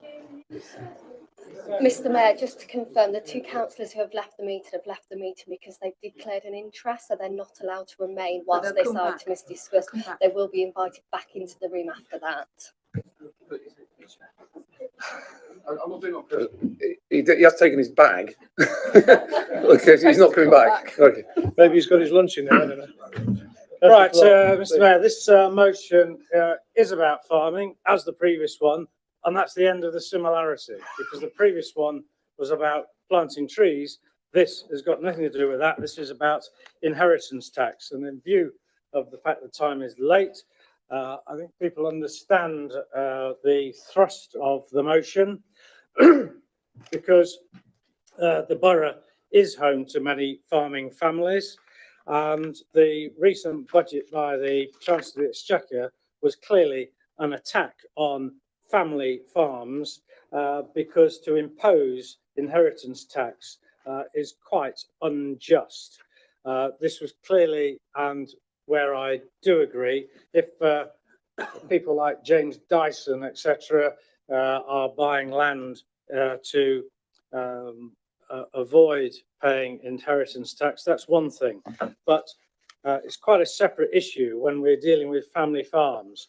I have a briefing here from the NFU, which refers to agriculture property relief, which I shall refer to now as APR, and business property relief, which I shall refer to as BPR. And they are specifically in order to give certainty to family farms that they will be able to keep the farm in the family. Without those reliefs of APR, then a farmer's family will have no alternative but to sell some or all of their farm in order to pay the inheritance tax. So APR is not a loophole. It is a specifically designed policy to protect Britain's family farms from being sold and broken up. There are a lot of statistics which I could quote, but I don't have time to, but safe to say that in terms of farming, on average, the percentage of long-term land assets comprises, depends on the type of farming, but on average, around about 75%. So therefore, that doesn't leave much in order to make money and to make any profitability. Sometimes, and it can be as low as 0.2%. And obviously farms make losses as well. So the point is that there are many farms that would be lost and broken up as a result of this completely punitive inheritance tax, bearing in mind that they're punishing the very people that provide the food for us to eat and to put on our tables in the first place. So that's why the motion is to write to the Chancellor to call on her to reverse those changes in inheritance tax, to continue supporting family farms so they don't have to break up their farms, some of which have been in families for generation after generation. It's extremely disappointing that James Naish saw fit to support the Chancellor's punitive inheritance tax and not to support the farms that are in his constituency. I want to record our thanks to the farmers for all the hard work that they do to put food on our tables, and we need to ensure that we support the NFU, and so this is to make sure that we do continue to support the NFU. We're not talking, and the inheritance tax can be aimed obviously at large farms, but it's also punishing small farms as well. And so that's what we want to avoid. So I think because of the time, Mr. Mayor, I won't say anything further, but I sincerely hope that everybody in this room will support this, because it's about supporting the farmers and supporting family farms. Thank you, Mr. Mayor. Councillor Solomon. Yes, Mr. Mayor, I second this motion and reserve the right to speak. Thank you. Anybody else wish to speak on this subject? Yeah. Councillor Gowden. It's me first. Oh, thanks. So you pointed to. I'll just let you know. Yeah. Okay. Right. So before I start, I'd like to apologise, obviously, to the officers who are now sitting here for another half hour, going through a motion that doesn't really, again, commit us to do anything more than just write letters to people. So I apologise for that, and apologise for the fact that you've been involved in working on this as well, which is just strange, because really, sadly, it's just chest-puffing political posturing. If the leader of the council needs permission to send letters to MPs, then our political system really is in trouble. Clearly, we all agree, everybody in here agrees, that farmers are the backbone of Britain. They put nutritious food on our tables. No one's suggesting they don't. They feed our nation. They have stewarded our beautiful countryside for centuries. We're all in agreement. Our government's commitment to Britain's farmers is steadfast, because we recognise that food security is national security. That's why Labour has committed £5 billion to farming budgets over the next 2 years, the largest budget for sustainable food production in our history. We understand the concerns about changes to the APR, but the majority of those claiming relief will not be affected by these changes. We are asking the rich estates and the most valuable farms to pay their share, as Councillor Clark said. More than half of farms and estates that are sold are going to non-farmer investors and lifestyle buyers, and a small number of wealthy landowners own a very significant portion of our farmland. Up to now, they've been receiving 100% relief on their inheritance tax. Just ask Jeremy Clarkson, who's quoted on as that's why he bought his land. This is money that should be invested in schools where I work, health services, transport and other public services that farmers and families in rural communities rely on, right? Which has had their funding smashed for the last 15 years under the Tories. Depending on people's individual circumstances, up to £3 million can be passed on by two people free of inheritance tax. Anything beyond that will be taxed at half the rate paid by everyone else. And their heirs can spread the payment over 10 years instead of having to pay it all at once. This is a fair, balanced approach that protects small family farms, whilst also fixing the public services that we all rely on. Two people can claim up to £3 million. I've got some statistics and I will be quoting them because I'm going to take all 5 minutes. Up to £3 million tax-free when inheriting a farm. This is made up from 100% relief on up to 1 million of agricultural assets. Two partners in a marriage can each claim their giving a total of 2 million. A couple who own a farm, including a home, can pass on up to 1 million in addition to this, giving a total of 3 million tax-free. Any agricultural business assets above this threshold have a 50% relief, which is the equivalent of a 20% inheritance tax, instead of the usual 40% that all the rest of us pay. And that can be paid over 10 years rather than instantly, which all the rest of us pay instantly. Assets passed on more than 7 years before their owner's death would be exempt. So I would suggest we need to be writing something that works with farmers to help them understand what they can do to ensure that 10 years down the line, they're not getting taxed because they're passing their land on to their children, which is what you say you want. Right, the top 7% of the wealthiest claimants account for 40% of the total value. It's costing taxpayers at the moment £219 million of unclaimed tax. The top 2% of the wealthiest people, 37%, accounts for 22% of APR, costing the taxpayer £119 million. This isn't about going after small farmers. Clearly, it is extremely wealthy landowners who own vast tracts of land across our country that will be affected, and not the smallest farmers.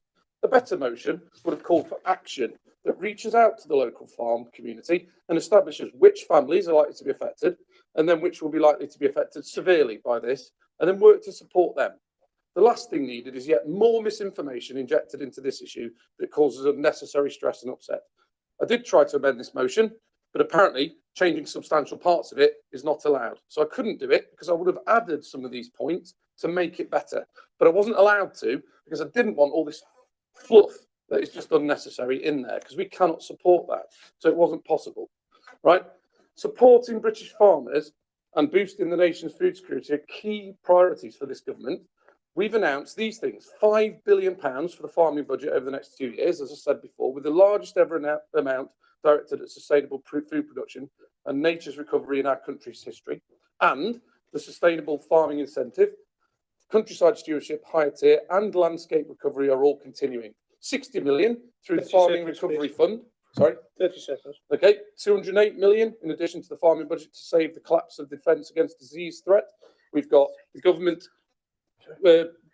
purchasing power to back British produce so that 50% of food bought in hospitals, army bases and prisons is locally produced and certified to high environmental standards. Not what Boris Johnson wants. He wants to get hormone-injected beef coming from America, and he'd buy that.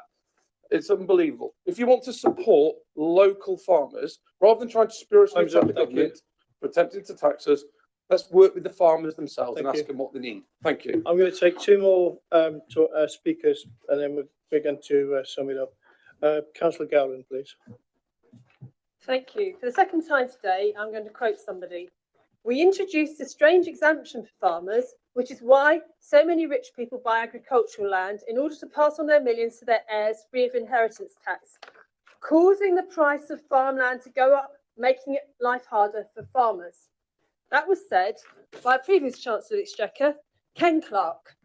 So the problem we've got is because we are not taxing this land, it's being bought by rich people as an investment. Because, you know, the question a lot of people who aren't farmers are asking is, how can these farms be making no money and yet be worth so much money?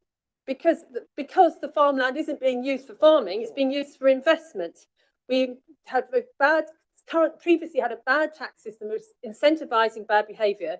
The new tax system that's been proposed is a moderate system that's, as you've described in detail, that's not just sticking 40% on inheritance tax for all farmland, it's come with a middle road route. It doesn't affect small farms at all, like you said. It simply doesn't affect small farms.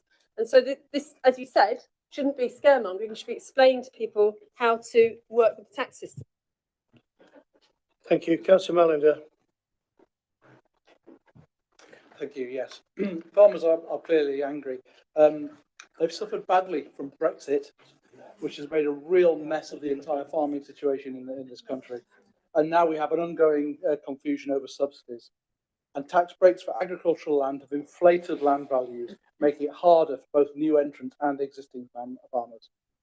The government was right to identify the loophole that enables very wealthy people to put money into farmland to avoid taxes being exploited. And that loophole needs to be addressed. It's bad for real farmers if land is bought up by people who are not interested in farming, just use it to avoid paying tax or for their latest Netflix show. The government needs to make clear distinction between people speculating about buying land and actual family farms. We also need government to take action to ensure that hardworking farmers can earn a decent income. In particular, in the face of climate and nature crisis, we need subsidies to focus on encouraging farmers to shift to nature-friendly farming and away from extensive use of biocides and carbon-intensive fertiliser, ending the use of upland areas for grouse moors, and instead rewild and reforest these areas. This will protect our food security and support the rural economy while allowing wildlife to recover. We could be supporting the natural carbon capture through massive scale up of restoring woodlands, peatlands, wetlands. This has all sorts of benefits as well, from the point of view of biodiversity, from the point of view of natural flood management too. These things at the moment are happening, but at too small a scale. Rural land use needs radical change to help give farmers and wildlife the support it needs. Thank you, Councillor. Got one more, just time for one more. Councillor Chewings, that's the final one before we go back to Councillor Clarke, please. Thank you, Mr. Mayor. I will keep it short. I can't support this motion, but I can't vote against it. So I will be abstaining for today's motion because there are elements that I agree with. Also strong elements that I disagree with. it's no secret that the current government inherited a shocking state of affairs with their finances. No doubt about that. But I do think that the slapdash method of imposing these measures, they're not correct in the way they are at the moment. I do want to see further taxation on inheritance tax. And Councillor Gort mentioned about Jeremy Clarkson. It was only back in 2021 he spoke to the Times and said that it was actually the critical thing in his decision making in purchasing the farm. We've heard about Dyson and obviously his purchasers, and it's just not right. I come back to what Councillor Clark said. It's disappointing to hear about our new MP James Naish supporting the punitive measures of this imposition of the taxation. Was he disappointed when our previous MPs, Mr. Clark, Ken Clark, that being back in April 2012, really did put punitive measures and passed the bedroom tax, put in a 14% taxation when there was a one spare bedroom, or 25% taxation when there was two bedrooms? No, we didn't hear that. But here we are today, political gaining on the other side. So stick to farming, I will be. please, Councillor Chewing. Sorry? Stick to the issue, please. Taxation. It's the point. Farming. So I won't be voting for this, and I won't be voting against it. I will be abstaining. But I'm disappointed. I do not believe we've had ample chance to debate this motion. It was quite clear today, which was my point of order at the beginning of this meeting, at 10 o'clock. So I'd like to leave you with that. Thank you. Thank you. Councillor Solomon, you reserve your right to speak. Thank you, Mr. Mayor. Our borough's rich farming heritage is showcased by West Bridgford's Farmers Market, the Sutton Bonington Teaching and Research Farm, and many generational farms. Generations of families have worked tirelessly to feed us and support our local economy. Yet today, they do face an existential threat from the damaging changes to inheritance tax announced in the recent budget. Labour's approach to family farms is short-sighted, treating farmland as an asset rather than the cornerstone of our food supply. For cash-poor farming families, land is not a luxury or investment. Land is their livelihood, passed down through generations. The new tax rules force farming families to sell land to pay inheritance tax, threatening farms, reducing local food production and increasing reliance on imports. Let's remember, we are living in a time when our food security is under pressure. As a country, we now only produce 54% of our own food, which makes us susceptible to price inflation and vulnerability of global food supply chains. We should be supporting, not penalising, the very people who ensure we have food on our tables. But this is not just about economics. It's about preserving a way of life. Generational farmers are at the heart of our rural communities. They manage our countryside, protect biodiversity, adopt sustainable practices, and implement high animal welfare practices. Figures from the Central Association of Agricultural Valuers estimate that up to 75,000 farming businesses could be affected over the next generation. The NFU says that 75% of farms are above the 1 million family farm tax threshold. These figures by the farming experts are way above Labour's government's estimate of 500. The impact will be significant and it's totally unnecessary. The family farm tax is a choice that is being made. It's a choice to destroy our British farming heritage and deplete our food security. In addition to this council's call to reverse Labour's family farm tax, we should commend Robert Jenrick for his strong stance in opposing these measures and urge James Naish to support his constituents. Rushcliffe farmers deserve better than a government that undermines their hard work and sacrifice. This is about fairness, food security and protecting the future of our rural way of life. I urge my fellow elected councillors to put party politics aside and vote for this motion to stand with our Rushcliffe farming communities and families. Rushcliffe is important, and they need to acknowledge the threat to our national food security and our Rushcliffe family farmers. Thank you, Councillor Solomon. Councillor Clark. Thank you, Mr. Mayor. Just to emphasise one of the points that Councillor Solomon made about the 75%. Even the Office of Budget Responsibility said that the government had got the figures wrong because they were using historical claims for agricultural property relief, and the government had claimed it only affected 27%, which is wrong. It actually affects 75%. And it's interesting to hear Councillor Gaunt talking about the thresholds of clearly not understanding land values in Rushcliffe, because at the 1 million threshold, you're talking about a family farm of only 80 acres, and at the 3 million threshold, a family farm of 240 acres. I challenge you to make a farm that small viable in order to that they can maintain a living. Therefore, practically every farm around is going to be a lot larger than that. Without further ado, Mr. Mayor, the motion is there before you. The Chancellor Exchequer really needs to have a look at this again and start supporting farming, and indeed all the MPs do, including James Naish, to support the farmers in Rushcliffe. Thank you, Mr. Mayor. Thank you, Councillor Clark. We'll go straight to the vote. All those in favour, please.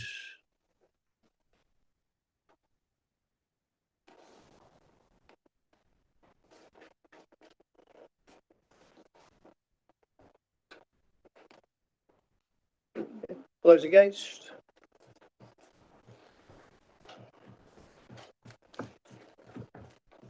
Abstentions.